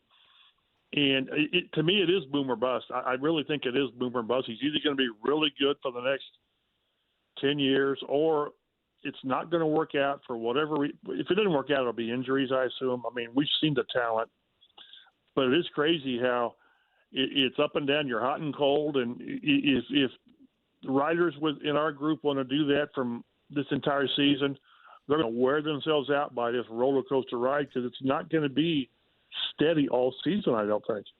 Yeah, and jokes aside, I do want to kind of piggyback off that. You talked about him being up and down. He's going to have those moments, but one of the biggest things the Colts, I felt like, at least tried to do was surround him with talent, and I think that they didn't have to do much this offseason because they brought back, obviously, Michael Pittman Jr. and Josh Downs took a step forward, and he was looking really good before he got hurt. Anthony Gould comes in, but the guy who has gotten a lot of hype in that room is A.D. Mitchell. And obviously we know what Alec Pierce has brought to the table in years past, but A.D. Mitchell has been the biggest name in that room when it comes to, fantasy users or upside, or is he wide receiver one down the line, all of those things. What is your assessment of him so far and what he could mean for Anthony? I thought he had an uneven training camp. I thought he had more drops than you'd like to see. But, boy, the talent, the separation, that one play at Cincy where he got loose on the left side and Richardson overthrew him. That's how often do we see receivers get that kind of separation? I mean, there were times last year, honestly, that Pierce did, and Minshew either couldn't or wouldn't hit him. But I think he has another wrinkle. We've sort of seen a little bit of Pierce being. I think that he had a couple of nice plays against Cincy where they're crossing routes. I agree with you. I think what Mitchell brings, it's sort of what they wanted Pierce to bring. The deep threat and the shock plays. And I agree that this supporting cast is really pretty good. I wish the tight ends were better. I think we all overvalued tight ends when camp started, and nobody really stepped up. I thought, Mo Ali Cox, Mo's Mo. You want more, but this is. I think we've seen Mo's ceiling for the last couple of years. Kylan Granson kind of gives you some stuff, but I think what people are going to be shocked at is whatever you saw in preseason from the offense, it's going to be totally different when the season starts. I mean, Wood Richardson had 3 runs, and they were like escaping the pocket, and they weren't going to run. They weren't going to run him on the edges at all. And I do think that when he and Richardson, or when he and Taylor can get out there over an extended time, I think they can do special things if they stay healthy. So it's funny. I asked Steichen yesterday. Remember when he said that the offense, you throw to score points and you run to win? And I said, does that change a little bit with when you see what you've got with Taylor and Richardson? And he sort of said no. But I just think this is going to be a run-heavy team. But he still wants to kind of set the tone for a day by throwing the ball. And we've seen that when things work, that first drive against Cincinnati was pretty sharp. Yeah. And there were some good throws. And Taylor ran, was it 4 carries for 15 yards? I mean, I think he's going to have a really, really good year if he stays healthy. 1,200 yards. It should be minimum for what he can do. But, yeah, they've done a really good job of surrounding the quarterback. But that's what you've got to do for crying out loud. He's your future. You've got a veteran offensive line. We'll see how the depth is. I'm a little concerned about the depth. It's young. But, boy, when you add – Michael Pittman he's a really, really good number 1 receiver. Now, he's not top 10, but he's really good. And then if you add in, like I say, Josh Downs gets back, I think he could have a special season. So I like the group. But it's, again, like I say with Richardson, stay healthy. But what they can do with the run game with him and with Taylor and Richardson could be really special.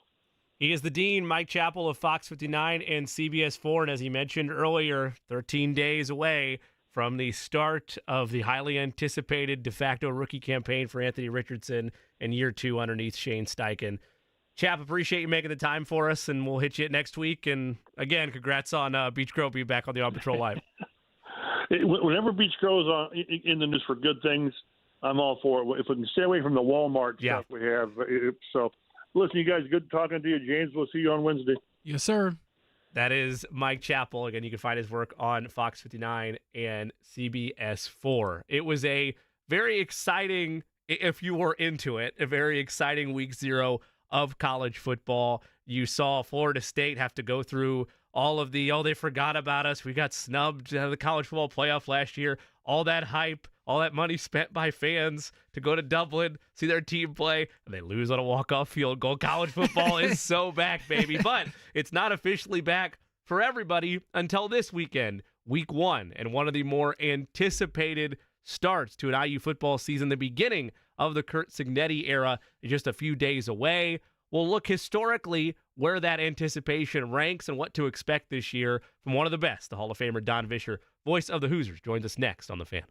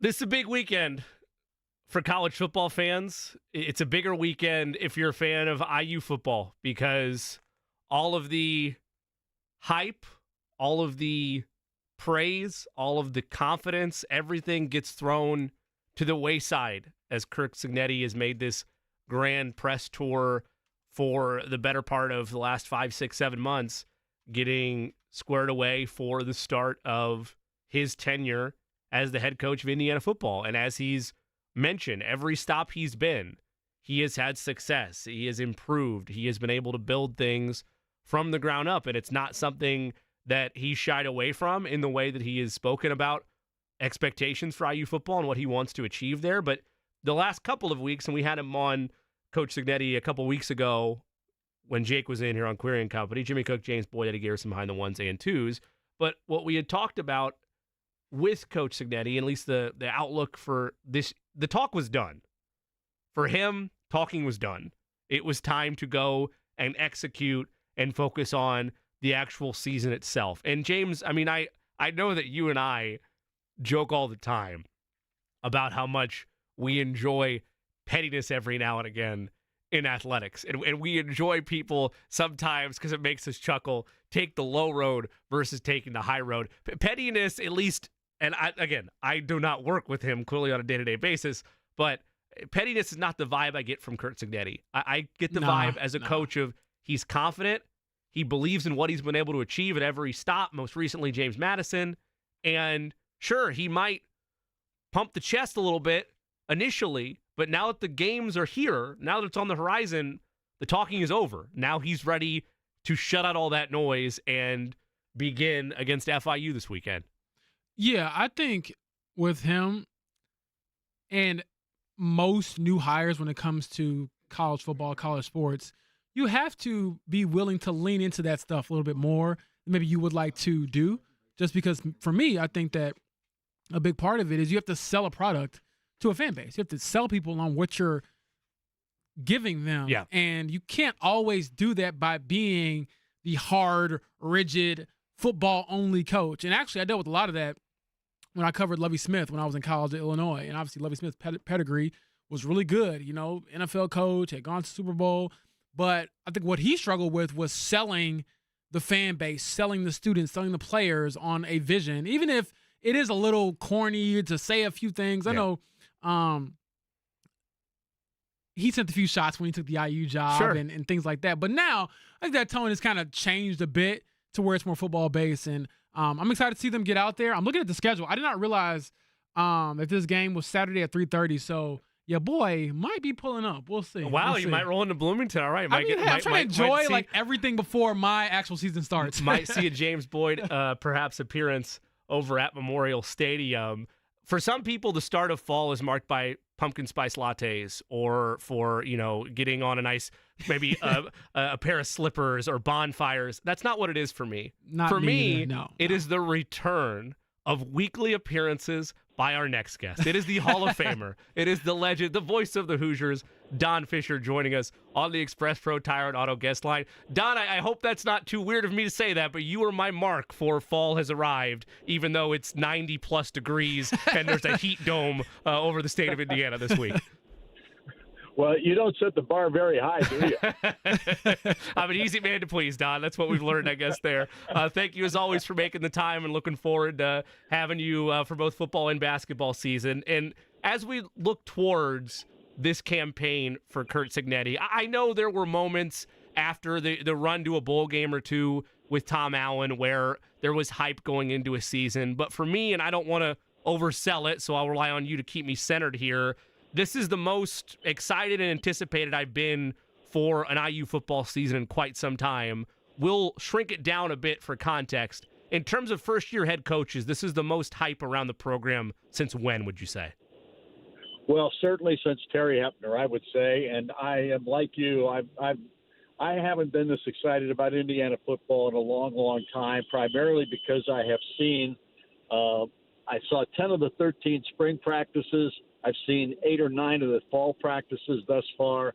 I am completely mesmerized by what I see in the sense of the organization, the work ethic, the less is more type of philosophy that Kurt Cignetti has. Everything that I've seen about what I've seen here this spring and fall has gotten me to the point where I'm optimistic beyond my normal optimism. And I think most years you hear me talk about the possibilities, but I'm convinced that this guy's going to win in Indiana, and I haven't been convinced of anybody like that since Hep. So I do want to chime in here, Don, and ask, when it comes to Curt Cignetti, he's a guy who's been around. He basically had to climb his way up, the totem pole. And maybe how much does that resonate with the players in this program who have to sort of climb if they want to change the narrative around them and how they're viewed?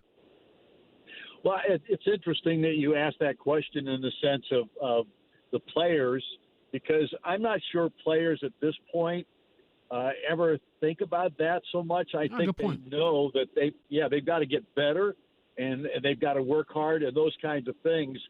But I think Cignetti's rise has been so impressive because every jump that he's made, from Indiana University, Pennsylvania, to Elon, to James Madison, every place he's been, he's won. I mean, he's got a 119-35 record, and he had 5 consecutive conference championships at James Madison in his 5 years there. I mean, and then, of course, he gets them ranked 25th in the country at the end of last season. They go to their first bowl game of any significance in a long, long time. What he did at that school and all the schools he's been at, and it's all been because of the same type of organization that he's put together. Think about this. He brings 13 of his James Madison players with him to Indiana. They transfer out of the port and into the portal and out of it to Indiana. 13 of those players. 6 of his coaches come with him. 1, the offensive coordinator, and 2, the defensive coordinator. Those guys have been with him for like a total of 15 years between the 2 of them right now. How many coaches can say that they've kept guys like that around that long, much less 15 years worth? I mean, People believe in what this guy has put together. And he's done it at every level he's been at. Every place he's gone, he's won. And that's why he can say it. And I love hearing him say it. Don, the only interactions that I've had with Coach Cignetti, Hall of Famer Don Fischer is our guest. He joins us on the Express Pro Tire and Auto guest line. The only interactions I've had with Coach Cignetti is the interview that we did with him a couple weeks ago, and then just hearing all of his pressers and all of his media availability since he took the job. And for me, I wasn't expecting it would bite him by any stretch, but the initial public engagements that he had of being at Big Ten Championship game day and basically saying, IU's going to be here next year, or at least projecting that type of vibe, and calling out Michigan and Ohio State and Purdue, I was like, okay, where is the line drawn in terms of when does the shift happen of game day mentality, we're ready to go? And we had him on 2 weeks ago, and it was like, not that it was a different guy, but it was like, okay, he clearly gets it and understands it for as long as he's been of, there's a time to yay rah, and there is a time to the talking's done, let's get down to business. Did you notice a shift at all from the first couple of times you interacted with him to what I felt 2 weeks ago where, okay, yeah, he might be confident, but he's also a businessman. He's ready to get rolling. Right. There's no question. There has been a shift. It's been interesting to watch it because as soon as spring practice was over, he was back to being kind of the normal, guy that's a coach that he knows he's got a big job on his hands, but he's not all that concerned about in the sense of he's not worried about what he's going to accomplish in Indiana. There's none of that. But he was. I took him to lunch one day after spring practice was over with. We had a great time, talked a lot football and just normal things, if you know what I mean. But as soon as fall practice started, it was all over. I mean, as far as you could just tell, now it's business. This is my job. This is what I do. This is what I'm good at. And there's no doubt that right now he is definitely in game mode. He did his press conference today in Bloomington at noon, and he basically said, we've still got a lot of work to do. There's no question about that, but I'm confident this team is going to play the way I want them to play. He's definitely at that point now where he thinks this is the business that he signed up for, and he knows how to do it. And in my mind, he knows he's going to get it done. There was a lot of talk about the amount of transfers they had coming in. You mentioned the 13 James Madison transfers, and they were very active across all of college football, Curt Cignetti and his staff, in bringing in pieces, which is often what you see, especially for first-year head coaches, utilizing what college football has become. Two areas I want to focus on with you. There's a lot of hype about Curtis Rourke in his transferring in from Ohio and what he could be as a senior established quarterback. The thought was he would win the job because of, you're not coming to a program like Indiana like this when you have a D1 job at Ohio unless you feel like you're good enough to make it. So he's going to, be the starter, and they have that aspect of it. But they also have what could be described as a rotating running back room because there's so many good bodies there. From a philosophical standpoint, what does this look like for them? Do you think it is relying on Rourke, his experience as a passer, or do you think we see kind of heavy run game installment because of the different styles of bodies they have in that room? Well, the truth of the matter is I believe you're going to see both. I think you're going to see a passing game. You're going to see a run game. I think that's part of why Cignetti has been so successful every place he's been, because he's an offensive guy first. He admits that. He lets his defensive coordinator, Brian Haynes, do most of the work on that side of the football. He gets involved, in some way almost every practice, but it's never as significant as it is on the offensive side.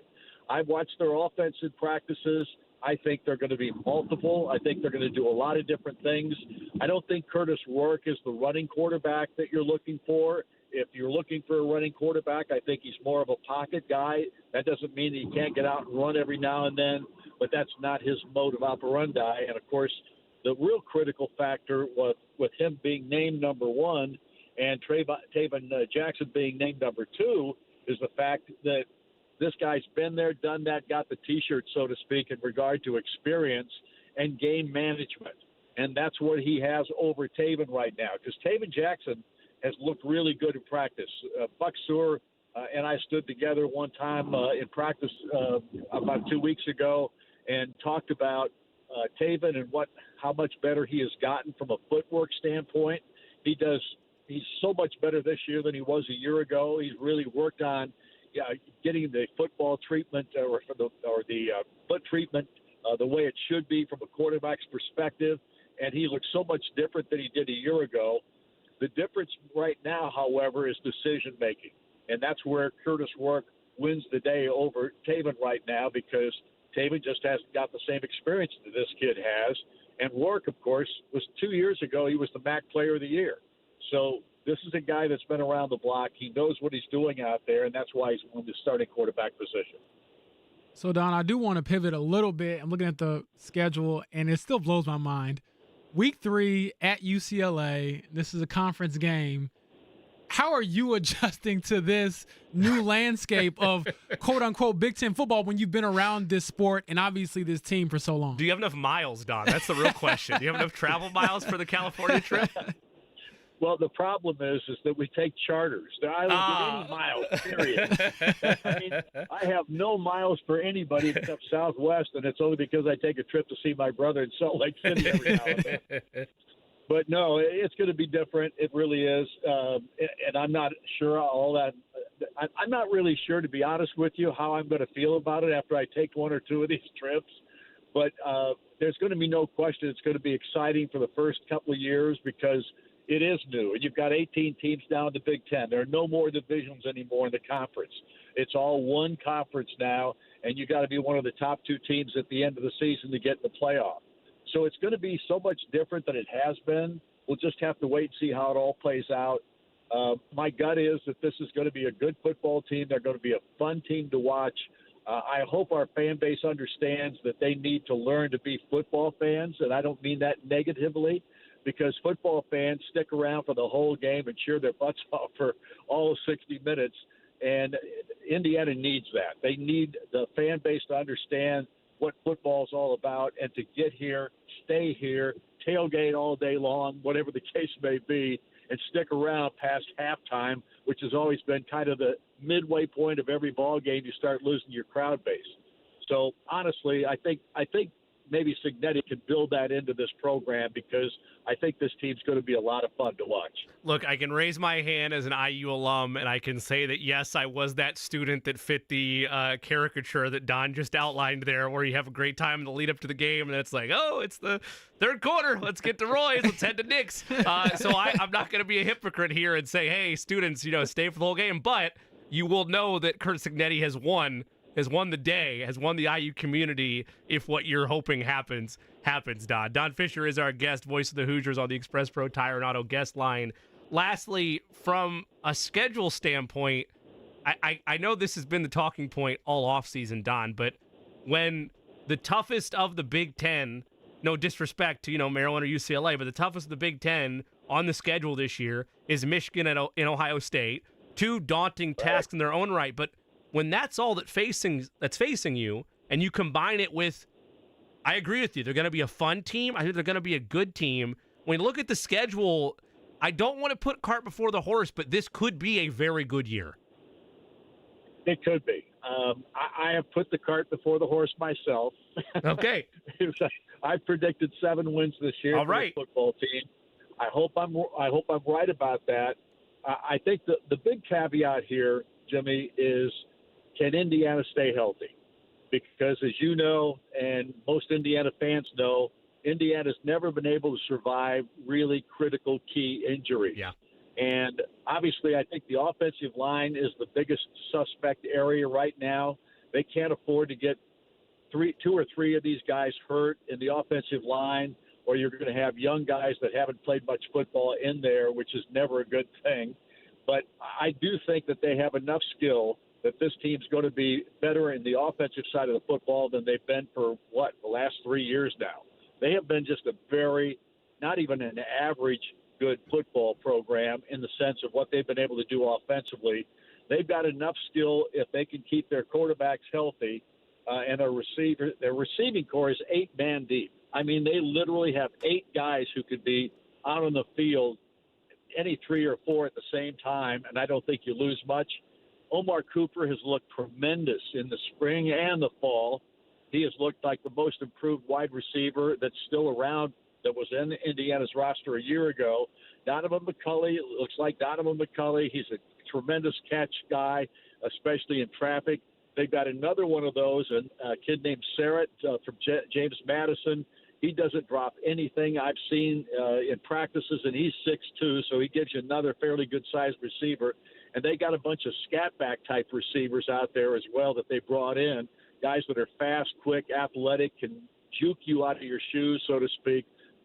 They've got the tools to be really good offensively if they can keep that offensive line healthy. That would be the biggest challenge, I think. The defensive side, I haven't even spoke about that, but the defensive side of the football has given this offense fits because Brian Haynes, who's the defensive coordinator, has been with SIG for a long time now and basically has given that defense to do what he wants with it. And they look to me like the 2020 Indiana defense when COVID hit and Kane Womack was the defensive coordinator and they blitzed from every position on the football field. They're that kind of a defensive aggressiveness that I think you're going to see with this defense, and that should be really fun to watch. He is the voice of the Hoosiers, Don Fischer, the Hall of Famer, nice enough to take some time with us. Again, IU begins their campaign and begins the Curt Cignetti era against FIU Saturday at 3:30. Don, like I mentioned, looking forward to having you along throughout the entirety of the football and the basketball season. Glad to have you back. And I know you mentioned it earlier, but happy that you and Buck back in the booth reunited together. I'm sure that'll be fun this year. Well, that was the most important thing from my perspective this whole football season, to get Buck Seward back in the booth. He is my favorite all-time broadcast partner. That without question, we have had so much fun over the 17 previous years that we've been doing it. He went in retirement 2 years ago. He's come back this year, I think, primarily because of Cignetti, because he thinks this guy can really coach football. Well, it's going to be fun to listen to. Like I said, very happy for you both, and I'm as excited as you are about this Curt Cignetti era. Can't wait to get things going 3:30 on Saturday.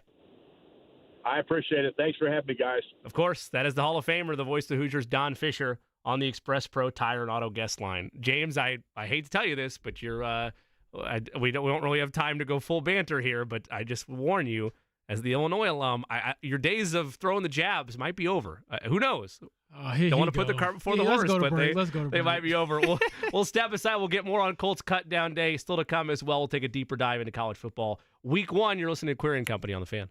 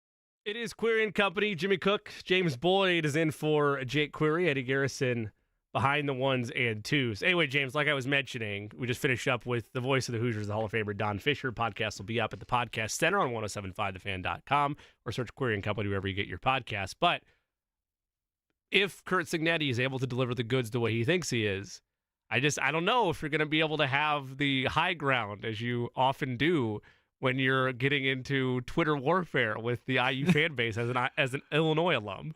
In fairness, I now have some IU merch. I am a bandwagon fan. Wow. Mainly because Jimmy Cook rubbing off on you. How about that? I know. Welcome. And it's funny because I was I think I wore maybe a Grace Burger shirt to practice one day, and I had on a Purdue shirt for Sasha Stefanovic another day, and people were like, how are you wearing this stuff and you're an Illinois grad? And it's like, look, as I told you all, off the air, on the air, I don't owe those schools any money. I only owe Illinois money.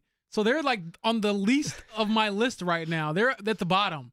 If I love Butler, love Purdue, love IU. Does that mean you owe any of the local schools your money, or I don't. They have something on you? Is that what's happening here? I don't owe those schools any money, so they're always great in my book. If I spend any money on them, it is my choice. But I think we can just settle this in the Big Ten championship game. That's what I'm saying. Just put them both there. Or the expanded playoff. Yeah, look, it's going to be a fascinating season for IU. The hype has been there since the moment they hired Curt Cignetti. And admittedly, I think for most IU fans, the idea of them making and winning a bowl game, it would be an unprecedentedly successful season. And I think if you asked Curt Cignetti, hey, this is how your season ends, would you take it? I think he would say no. And the reason he would say no is he has much more ambitious and aggressive goals for what this team can be. Whether or not they're actually able to translate to that, we'll see. I still have, and I guess I don't know if I blame Tom Allen or if I blame the entirety of IU football history with the jazz hands over there from Eddie Garrison. But like, there's part of me that's fearful that I'm gonna, walk to go get a drink from the fridge on Saturday, and I'm gonna come back and it's gonna be 14-0 FIU. Like I'm for some reason there's still a bit of anxiety for me there. But if we were giving me truth serum, it would be I believe in what Kurt Cignetti is selling. I believe that this is a roster heavily transfer featured, which is the way to do rebuilds in a quick fashion. Yeah. With what the college football landscape is, I think they're going to be good this year. I think they're going to win a bowl game, and I ultimately think that, at least in year one, the Kurt Cignetti experience is going to be an enjoyable one. Still to come on the program, we'll go big picture college football, bottom of next hour. David Ubben will stop by, national college football writer of The Athletic. But when we return, since we have James Boyd here, we'll pen his mind a little bit more on where the Colts go, update you on projections for Cutdown Day, which again is just a day away as they get down to a 53-man roster, and start looking ahead as well to the Indiana Fever and their ongoing playoff push as they try to make it for the first time since 2016. All that and more on Query and Company on the other side on The Fan.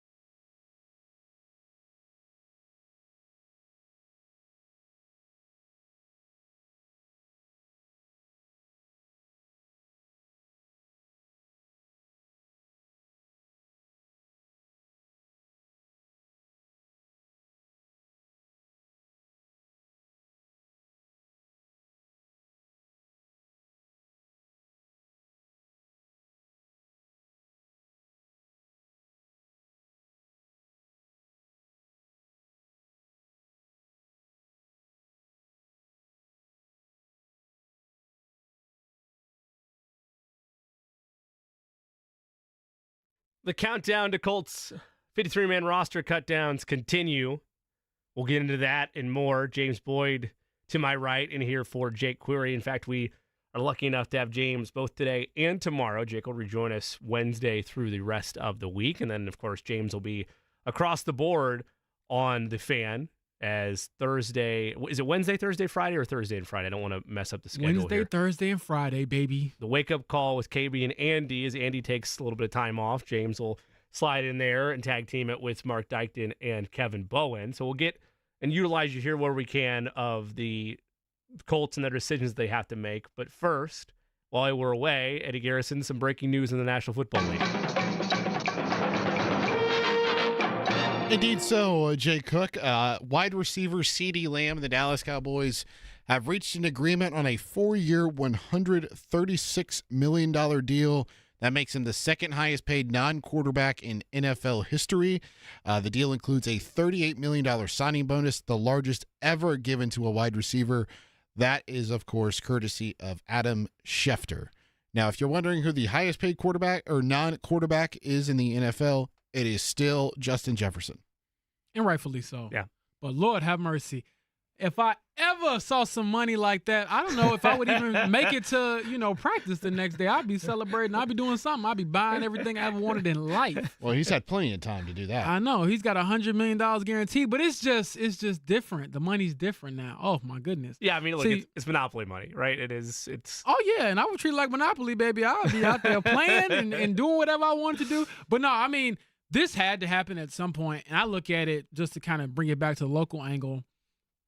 Obviously, CeeDee Lamb is a better player than Michael Pittman Jr. I'm not arguing that at all. I mean, there's a tier gap. There's a tier gap there. That's not an insult on either player. Every time we see these players cash in, if you're a Colts fan, if you're a Colts front office, you're like, man, we got our guy for 4 years or 3 years. I'm sorry, $70 million extension. So it looks good for the Colts on that front. Again, not the same tier player, but you got your guy paid, and obviously you didn't have to give up any record-setting deals or signing bonuses and things like that, and obviously that's a good thing and from their perspective. Well, these conversations on giving massive contracts out, whether it's wide receiver, whether it's quarterback, whatever the position is, it's always a game of cat and mouse of who's going to blink first for these negotiations. Because you're right, James, the Colts can look at it now and tell themselves, oh, hey, we got Michael Pittman Jr. where we needed to. And again, there's a separation of tiers there. They're both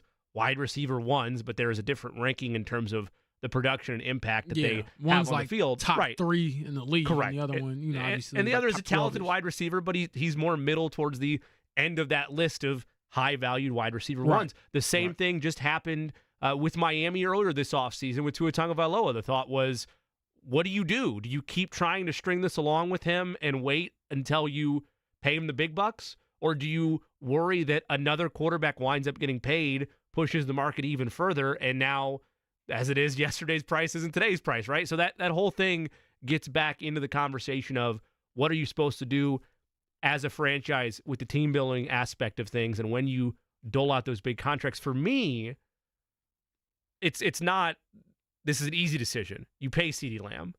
He's the most talented offensive weapon in the Cowboys locker room. Oh, interesting. You can't go anywhere. At least you're taking a step back without him, a massive step back without CeeDee Lamb. And I say all that to say, and I want you both to chime in on this, where is this philosophical shift in the NFL?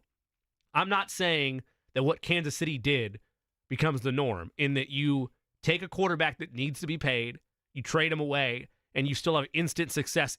In fact, more success than you did before. They wind up winning 2 Super Bowls since trading away Tyreek Hill. But you've seen this shift, or at least the surface of shifts regarding paying top wide receivers. And does it ever get to a point where, just like the Jonathan Taylor conversation we had last offseason, does it ever get to a point where wide receiver fighting for their own becomes running backs fighting for their own? And here's another example. The Vikings have done it, and now the Cowboys have done it, where they don't go the Kansas City route. They decide this weapon is too valuable to us. We would take a step back organizationally without this weapon. Here's the Brinks truck. I think that mindset will change when it comes to the second receiver in terms of the starting 2. Okay. And I think they'll pay the top guy, because those, like the CeeDee Lambs, the Justin Jeffersons, Jamar Chase, who is still in discussions in Cincinnati, although he did practice yesterday by numerous but reports. It's clear, to your point, Eddie, he wants to be paid. Yes, that is correct. He still has 2 years left on that rookie deal, so he's in a little bit of a different situation than Brandon Ayuk and CeeDee Lamb. But I still think those top-tier guys, like the Lambs, the Chases, et cetera, are going to get their money because each of these teams value having a game-changing wide receiver that can line up in all parts of the field, outside, inside, slot, in the backfield, right. whatever, just because they're so unique now and they're so explosive that you can get away with paying either a guy that's on a lesser contract or just keep replenishing with a rookie to complement that said wide receiver. I think that's a very good point you made because we're starting to see, especially the last 5 or 10 years, wide receivers that come in right away and can beat that wide receiver one. Obviously, Malik Neighbors is making some noise with the Giants right now throughout the preseason. We would expect Rome Odunze to be in that conversation as a wide receiver one as a rookie. And so you're able to sort of replenish that talent maybe a bit more frequently than you could in the past. And then I think, to your point, Jimmy, when you asked that question about the Chiefs and their model, to me, I just put Patrick Mahomes, the Chiefs, in this different realm because everything they do is different because they have the best quarterback of this generation on their roster and they have one of the greatest quarterbacks of all time already on their team in the middle of his prime, and so he changes things for them. You can get away with more. You can get away with not having the stereotypical highly paid wide receiver one if you've perfected that position. Exactly. And it's very rare for you to do that. You're talking Brady, you're talking Rodgers, you're talking Manning. That's what I'm saying. And that's a great point you just made, listing those guys in particular, because even guys that I'm very high on, like Josh Allen, like Lamar Jackson, it's very, very hard to still get to the Super Bowl and win it. I mean, we haven't seen anybody of those I named do it besides Mahomes. And so, obviously I'm happy whenever a player gets paid because I am very pro player when it comes to these discussions and things like that. You go out there and sacrifice your body, you should get paid for it. However, it definitely is to me, the first domino to fall kind of in Dallas because they had to pay their guys. I mean, people talk about Jim Irsay being, this eccentric owner and he makes these decisions sometimes that makes you scratch your head. Jerry Jones is very much in that same realm when it comes to what are you doing? Because this is a deal in theory that could have been done months ago, and he still has to pay Dak Prescott and pay Micah Parsons. He's digging in the sand in press conference and media scrums it's not a priority right now. And then ultimately you acquiesce to the player because that's just the way the league works. By reports, it does sound like the holdup between Lamb and Jerry Jones was the years and not the monetary value. Lamb wanted a shorter deal. He wanted a 3-year deal, but the Cowboys wanted to do 5 or 6. Well, I thought that was a little bit interesting. No, that's a fascinating nugget, and you can take that a couple of ways. How I take that is the Dallas Cowboys are exactly what they are, which is we project them every year to finally be back to what they were 30 or 40 years ago, and it's just not the case. There's a clear cap with where they're at, but CeeDee Lamb, he's a cornerstone piece. If you're mapping out a roster and you want a couple things that are set it and forget it starters, the quarterback offensively will stay there. The quarterback, your top wide receiver, and then, either one more pass catching option or your tailback. You want those positions to be confident spots that you are building around and that sell tickets. CeeDee Lamb is as exciting of an attraction in the National Football League as they come. Additionally, if the Cowboys ever move on from Dak Prescott, which I feel like we don't, nationally they do, and I kind of hate myself a little bit for even having this conversation as long as we have, because it's the Cowboys, and they always get this, umbrella coverage underneath them of, oh, hey, this might be the year. CeeDee, having him longer makes sense for me from Dallas twofold. Tell me if I'm wrong on this. He is a name that will continue to draw attention to America's team. They're not that anymore. And 2, they will have a piece, in theory, 2-3 years from now, if you moved on from Prescott, that's still established in that lineup of this is a set it and forget it guy. You're good. Yeah, I would agree with that. And just to kind of explain when it comes to the contract negotiations, we talked to Michael Pittman Jr., again, to localize this whole angle. about why he wanted a 3-year deal. Yeah. And he was saying, well, basically, if things go well and I produce alongside Anthony Richardson in 2 years, we can revisit this conversation and I can re-up again. So for CeeDee Lamb, it might be, hey, I'm only 25. I'd rather be able to hit the market again when I'm 28, still in the middle of my prime. Whereas the Cowboys might be like, we'd rather have a longer deal with an out. That way, if you're not good when you're 27 and 28, we could just cut you. And yeah, the money and the contract will be very large. But to me, I always look at, and usually this stuff doesn't come out for a couple of days, but it's like, what does the actual contract look like? Is it backloaded? Is it front loaded? Right. Is there an out? How much guarantee money? All of those things beyond just the actual number. Because sometimes I think we can get caught up in how big the overall contract is, when in reality, it's like the team might not, although they would love to have you around if you're a great player, but they might have in the back of their mind, if you're not that same player, we have an out and a way to get rid of you. Similar to how the Colts did Shaquille Leonard. Yeah. Where towards the end, it was like, it became very, very clear they could not pay him the amount of money that was remaining on his deal and justify it with his level of play. And there was an easy out to do so. So we'll see. But as far as the Cowboys, I have a term for you. Do you know what BJB means? I do not. Eddie, do you want to play? I do not. I've failed this one. I do not. I was trying to think of something. Before James Boyd. So they have not been good since before I was born, before I was here.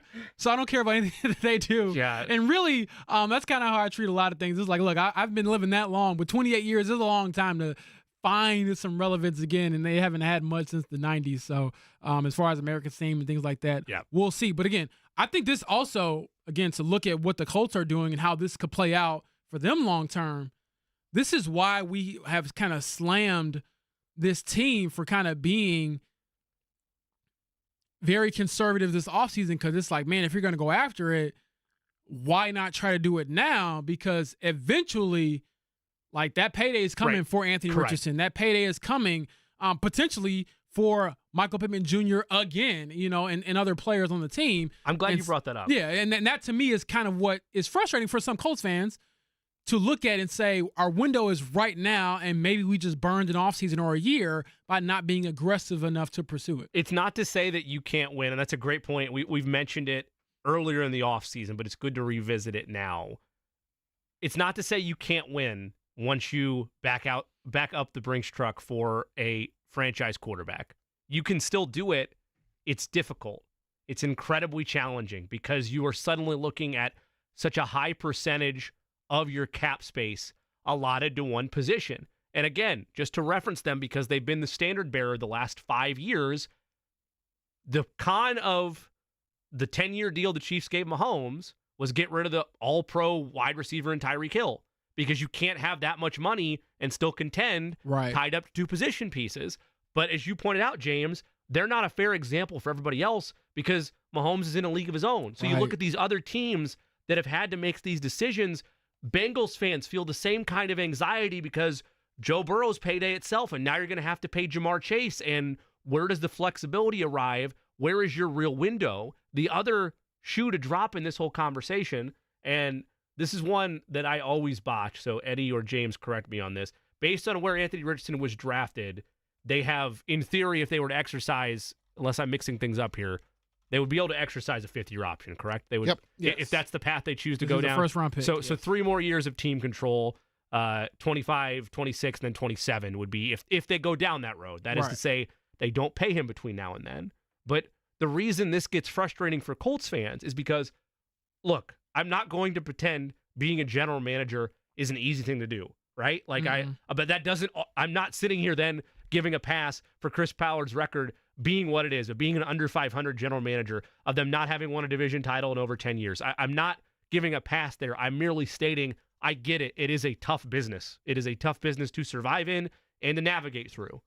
However, why Colts fans could be frustrated or could be anxious about all of this is there is a pay the piper moment at some point in the next 3 seasons and change for Anthony Richardson if you're right about him. It's one of the reasons, James, we laugh at the Kirk Herbstreit thing earlier, because you don't have the luxury of putting another Band-Aid on this roster when you need to know, do I pay this quarterback or not? Like, you can't be having those type of internal conversations. And to your point, how I would do it, if I was setting up a roster with a rookie quarterback, I would splurge and overspend everywhere that I can, not for the next 5 or 7 years, but that matches the rookie contract, so that once the rookie contract is up for Anthony Richardson, everything's on a level playing field from your books, from your financial books of, this is what I can spend, this is direction I need to go. Because if you go conservative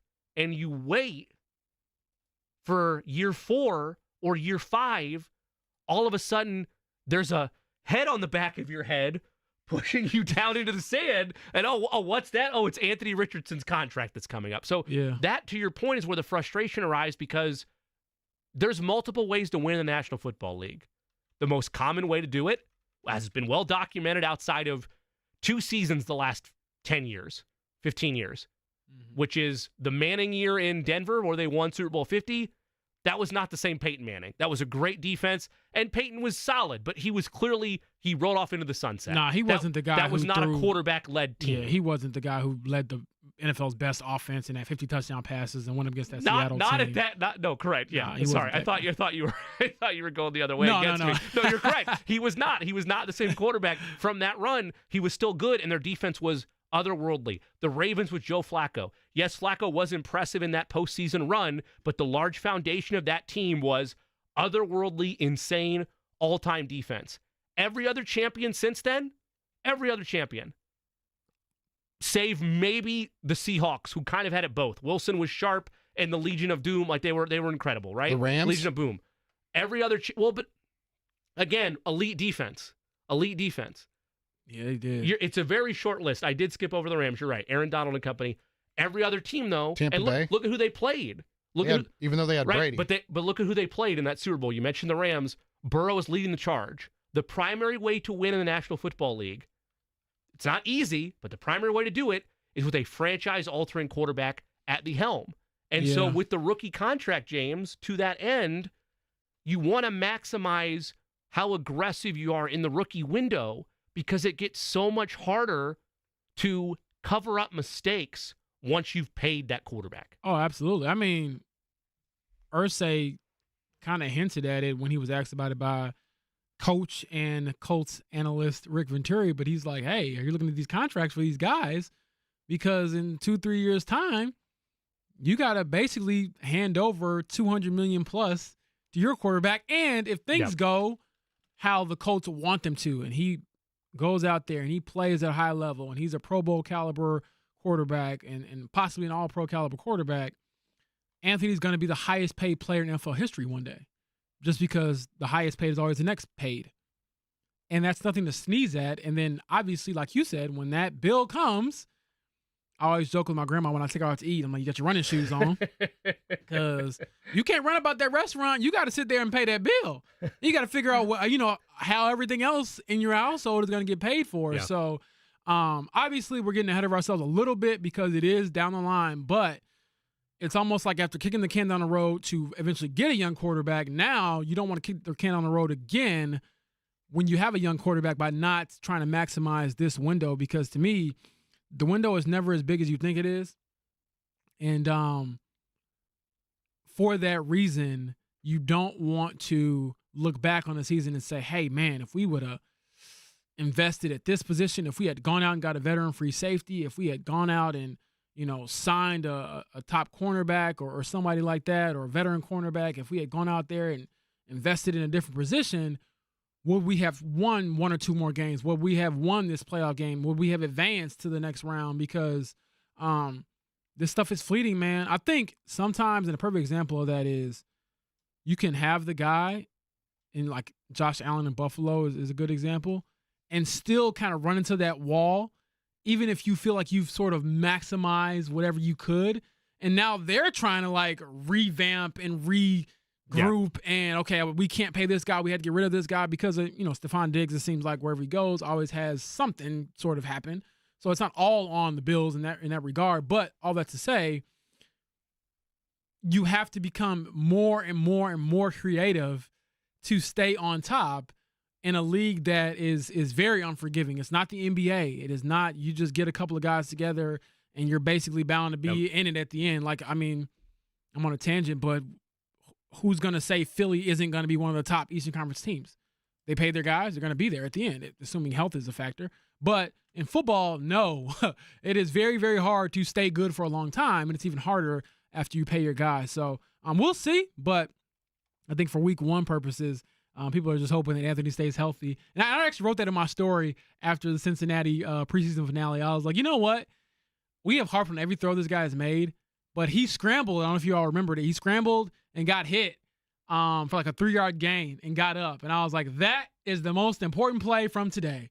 Like, that is the biggest one because he got back up and he's healthy. You had a gasp for a second and you're like, okay, well, what's happening I asked him about it after the game. He could tell he's getting annoyed with the questions. I was like, how'd it feel? Just to, maybe did you gain some confidence from it? He was like, how'd it feel? Felt normal. It's football. And I was like, you know what? Normal is a good answer, my man, because that's what people want from you, to get back up and obviously to have a season where you can at least be evaluated. And like to your point that you've been saying all summer, you know what you have. Good or bad, you just know what you have. You need a clearer picture than what you have now for so many different reasons, and I think you will get that picture. Anybody that tells you definitively one way or another, this is what Anthony Richardson is going to be, is guessing. Like, they are. There's not enough body of work on him to say clearly and definitively one way or the other, he is going to be an underperforming quarterback or he is going to light the world on fire. And I get it. Like, some of that job, especially for draft scouts and whatever, is making an educated guess, but we have not seen enough from a body of work standpoint yet because he's only played 4 games in the National Football League. And that's why my bar to start is him just getting healthy. Eddie, I know you and we love our back and forth together. We don't have enough time today to get into this, but we could spend 3 hours debating whether or not, especially for those 2 Super Bowl champions that you brought up, being the Rams and being the Buccaneers, where the game ball goes there. Because while you would be right in pointing out the fact that both of those defenses, the Rams and the Buccaneers, were otherworldly in those runs, both teams knew they needed the quarterback to push them over the top. The Rams needed to go, but I'm saying they went all in. They went chips all in to go get a quarterback. The only quarterback of the last 10, 12 years, I didn't mean to rush too fast if you were pulling out Jim Irsay there. The only quarterback of since the Broncos, when it was that Von Miller-led defense and Peyton rides off into the sunset, the only quarterback that's won a Super Bowl over that stretch that genuinely makes me go, huh? Really? We all know the answer, right? Who's the only quarterback in the last 10 years that's won a Super Bowl where it's like, oh, yeah, that's right. That guy was the quarterback of that team. Nick Foles? Yes, Nick Foles. Yeah. It's Nick Foles. The rest of them, you had the luxury car at the most important position in the sport. Yeah. And for most of the losing efforts, outside of the Brock Purdy argument of all, that all depends on how good you think Purdy is. If you think he is amongst the best in the National Football League, then he doesn't belong in that conversation. If you think he is just a system guy, then I'm willing to hear you out and say, yeah, that was San Francisco's defense. But the other opponents, Kansas City, Cincinnati, they've all been teams that have figured that position out. And most notably, for Cincinnati and Kansas City the first go-round, it was, to your point, James, while you had that rookie deal set in stone. Yeah, I think Brock Purdy is going to be a great litmus test for quarterback conversations and paydays, because I could see a world where he's super paid, and I could see a world where they maybe don't make him the highest paid, because like I said earlier, the next guy's usually the highest paid, but he is an anomaly, and I think he's a really good player, but I just don't know if he's I also wonder what he wants. Like, does he want that? Like, everybody wants the money, but does he? I mean, he's going to have such a bigger bargaining chip because just because of the nature of how much he's making right now. Yeah. I mean, you're right about that, Eddie. The pay increase that James, that is your world of, I don't know what I'd do with this kind of money. That's the world Brock Purdy's living in right now. If I'm Brock Purdy, I'm telling him, back up the Brinks truck. You got enough coupons. The first few years I was here, pay me my money, run me my money. So we're going to see. Give me my money. When you look at the Colts, before we step aside here, we are going to have a conversation as we look more towards week 1 of the college football season. David Ubben of The Athletic going to join us coming up next. But hey, you got it right. Nice job. Thank you. I know I'm 2 for 2 so far. We'll knock on wood and hope that I don't butcher it 2 for 3 during the actual interview. You are right. I did butcher it at the beginning. anything that is still on the precipice to shock you with cut downs, or at this stage, do you feel like that, I don't want to say status quo, but Ronnie Harrison's been off the board now. There's not a real shock value still left to happen. You know what? I hadn't talked to Chap about this earlier. I talked to him about it yesterday, and I forgot to bring it up, but not shocking, but something to kind of keep an eye on. Obviously, whatever happens with Jelani Woods, do they use the IR rule where you can designate a player on cut down date and bring them back during the season? Mm-hmm. Obviously, according to multiple reports, including our own at The Athletic, the prognosis is around Christmas for him to come back. It's a long time to be waiting. Mm-hmm. But also, Samson Ebukam is not on IR right now. So I'm just like, do they, are they holding out hope that he could possibly come back at some point? Like, I don't understand why he isn't on there. And if you check on the Colts.com roster right now, he's not on IR, even though he tore his Achilles. And I'm just doing some digging and questioning. And I'm like, that's something that is a bit intriguing to me. So I'm just curious to see what they do as far as the IR standpoint come, cut down day, cut down time tomorrow. The Ebukam situation of it all, I want to get into with you to close the show, but we still have one more conversation of the biggest college football season in recent memory with the expansion of the 12-team playoff. This is as enticing as it gets with everybody except maybe Florida State. After I just can't get over that they went to double it after all that offseason. They lost on a walk-up field goal. We'll get into all of that, the ramifications with it. David Ubben of The Athletic covers college football at the national level for them. He'll get us ready for week one when we come back. It's Query & Company on 93.5 and 107.5 The Fan.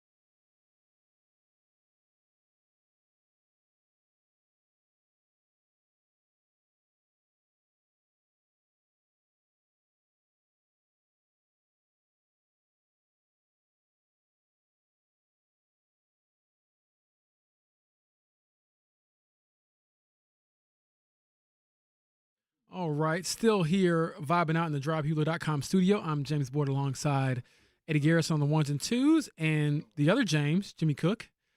Jimmy doing all right? There's a podcast to be had there, James and James, somewhere along there. I feel like I don't Jimmy know and what the Jimmy? monetary value'd be there, but there's something. I don't know. We'll talk. My people talk to your people. My people, your people. Yeah, that works. exactly. Sounds that thing. good. Yep. But now we'll talk to someone who is a lot more busy than me right now, dealing with the start of another college football season. That's David Ubben from The Athletic, my coworker, gracious enough to join us. David, how you doing? I'm doing good. Thanks for having me on. He's got a new podcast, coming out. We'll talk to you about that, I guess, at the end of this little segment, get you a little plug action there. But to start off, I do want to get your overall perspective on week 0. And I'm laughing as I think about this because I was watching Florida State, like, do not do this to yourselves in week 0 overseas, but your reaction to them losing to Georgia Tech and, week 0. So two things. I think one, I think Georgia Tech is a lot better than people realize. They didn't really have that signature moment a year ago, but they played a bunch of teams tough, and it looked like Brent Key is helping that group get kind of a little. Maybe we might see more of a breakthrough this year. Two, Florida State. This is kind of what I feared. I had a lot of questions about them coming in. DJ Uyunglele looked a lot more like the guy at Clemson that was struggling than the guy that was kind of taking what he was given at Oregon State.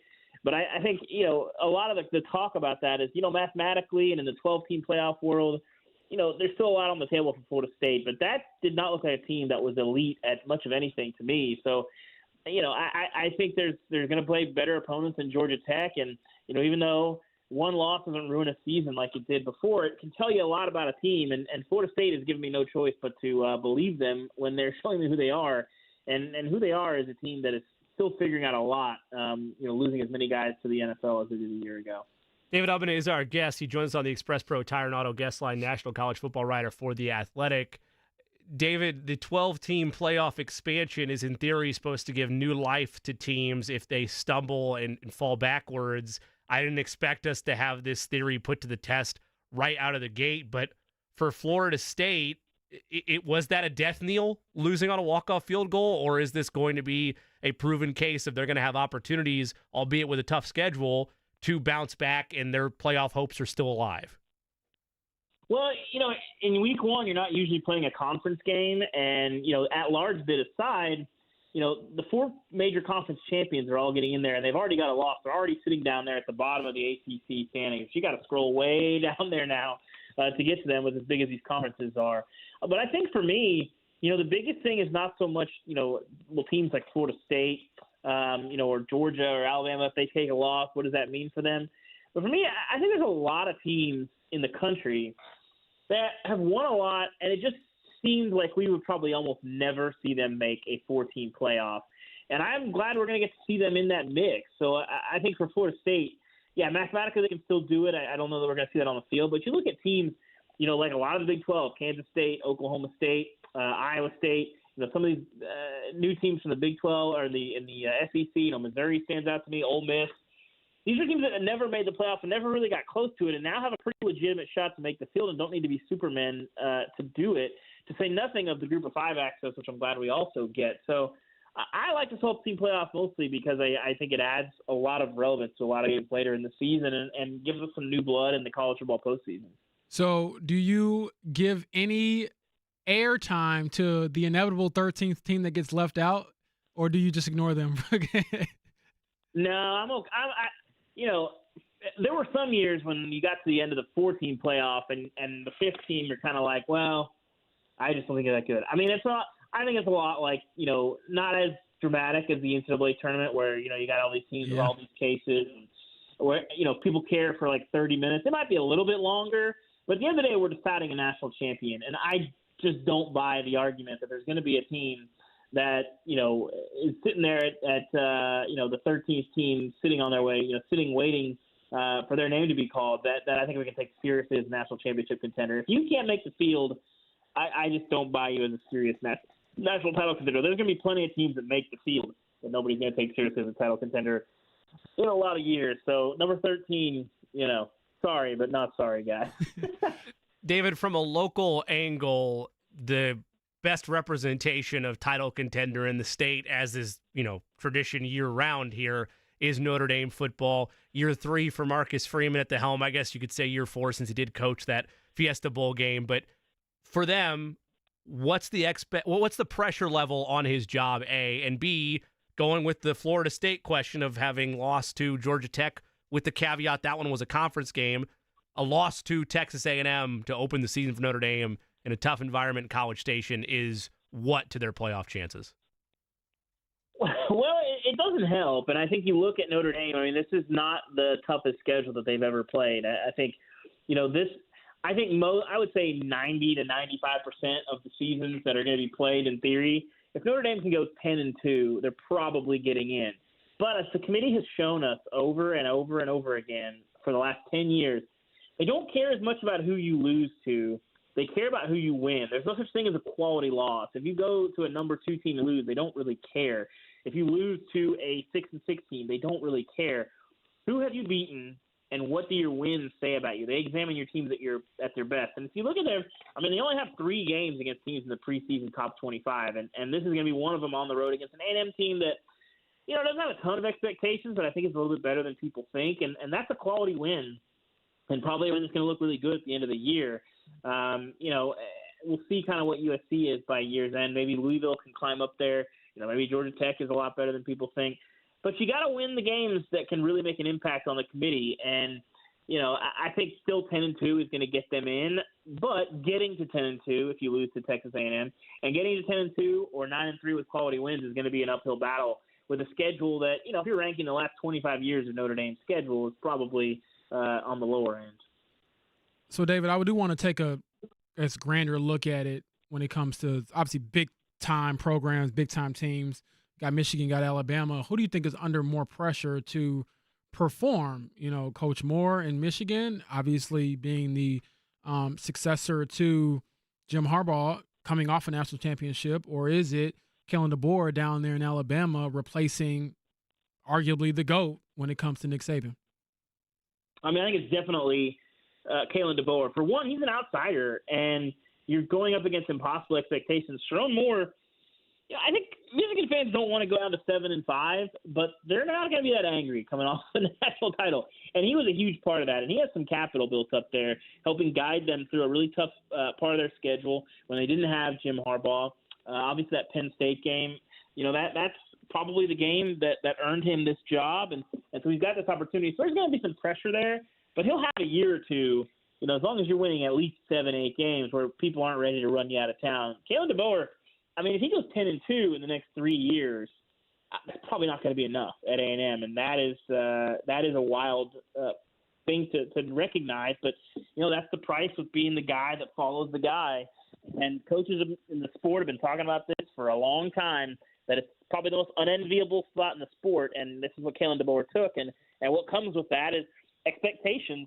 I talked to Gene Stallings earlier this summer, kind of about the weight of expectations. And I asked him, is it fair that the expectations are there? Well, there's no fair about it.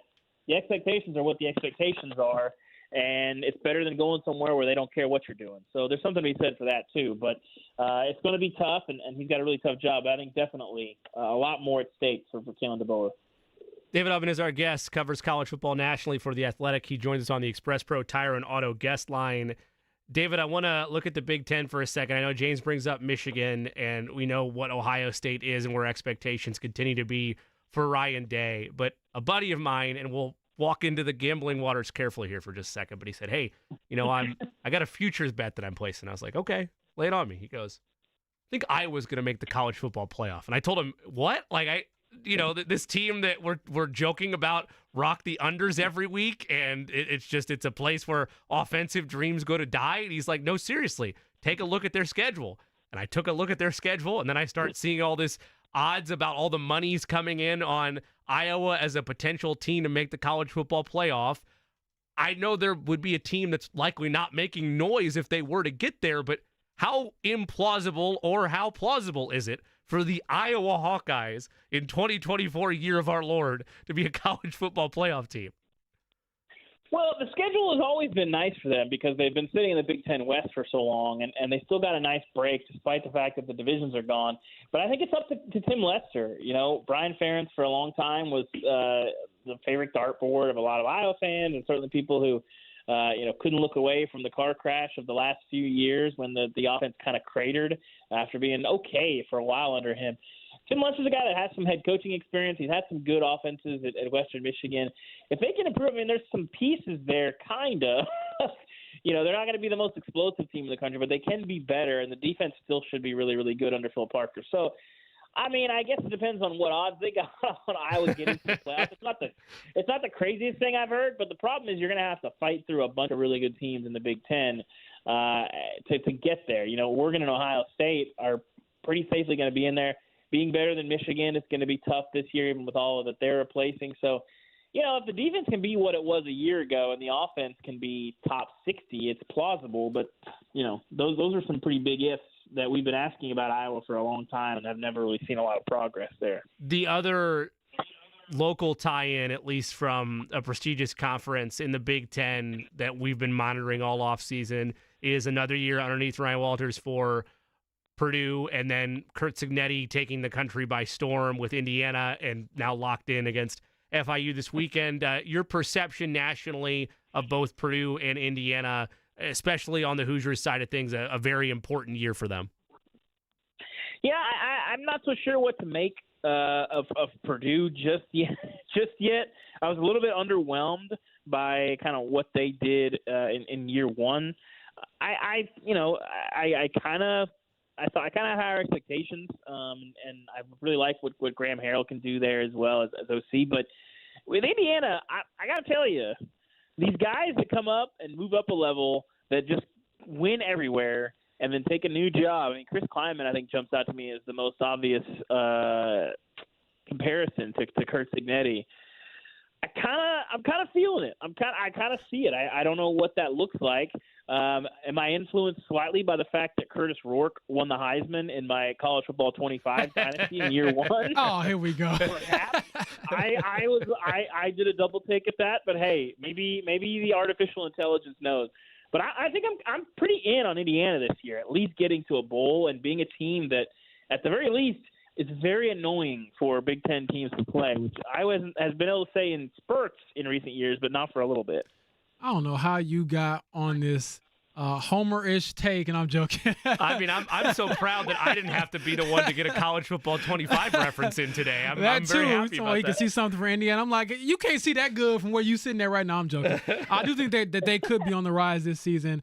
Dave, I do want to ask you about the new show, and can you explain just maybe what went into the title of the show Until Saturday is Back, and what we can, expect from you all over The Athletic when it comes to providing that content that we're so craving that now that college football is back? Yeah, I mean, if you love the sport of college football, our show is going to be for you guys and for people that are always, waiting until Saturday to really let their week and the best time of the year begin. And I'm really excited about it. It's going to be me, Chris Vanini, and Damian Harris, who, if you paid attention to what the Buffalo Bills and Patriots and Alabama have done, you're familiar with him, and he's been great. And, we're going to be talking about whatever happens in college football. We've got our Week 0 reaction show up. We're going to do some picks later this week, and we're going to be 3 times a week, so Monday, Wednesday, Thursday, Spotify, Apple Podcasts, wherever you get your podcasts, we are there. So it's going to be a lot of fun this year. This group is going to be, talking about whatever's happening in college football, and there's always plenty of stuff going on. So tune in and subscribe, and I think you're going to be happy with what you hear.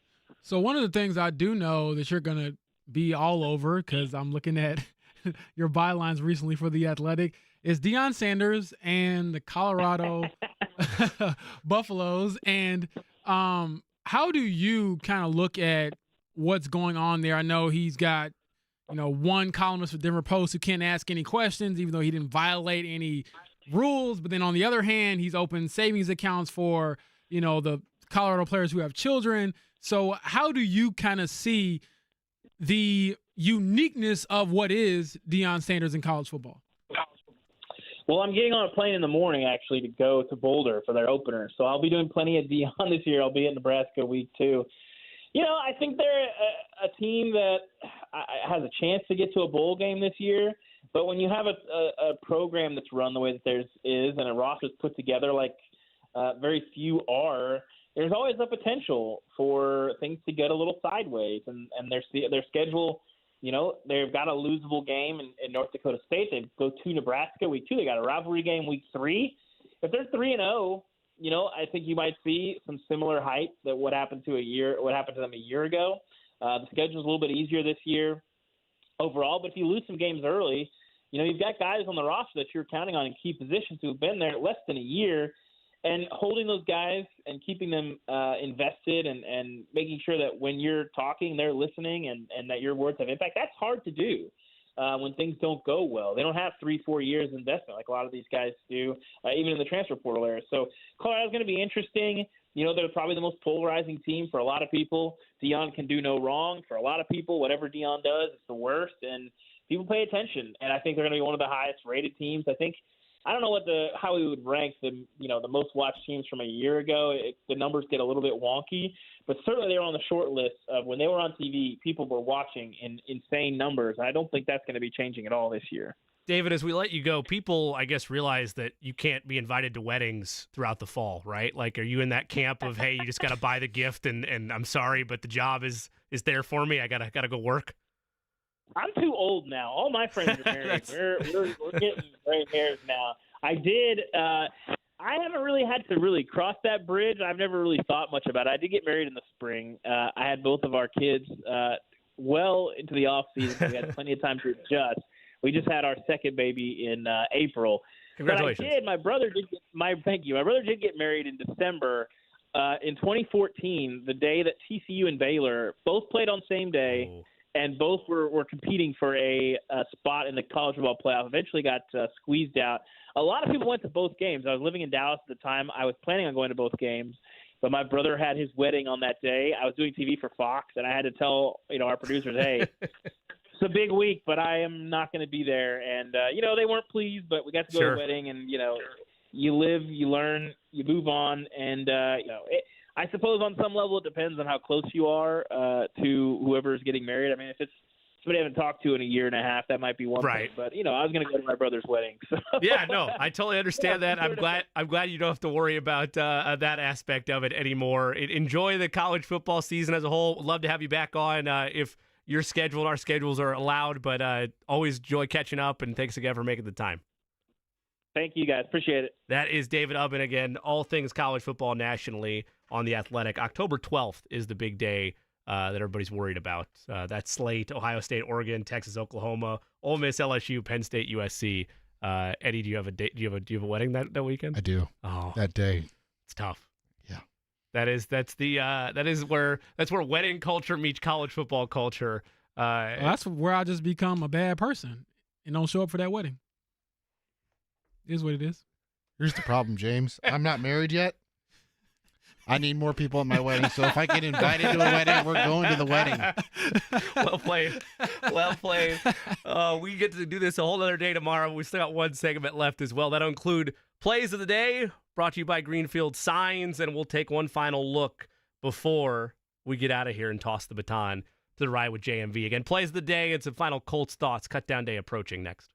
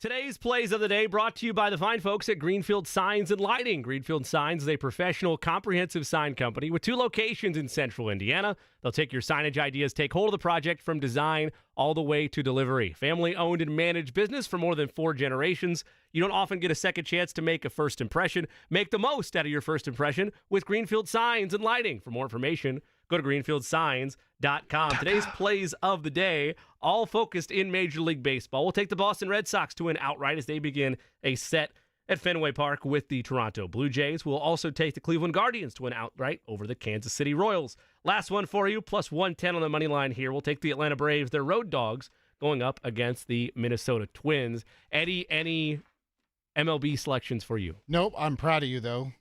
Why's that? You went Fenway Park. You didn't do your terrible Fenway Park. I don't know if you noticed, I did pump the brakes on Fenway Park. I thought about it, but I hit the brakes all the same. We know that college football has arrived because in true degeneracy style, the short version of this story was playing Hawaii and Delaware State over the weekend because I'm just, a psychopath.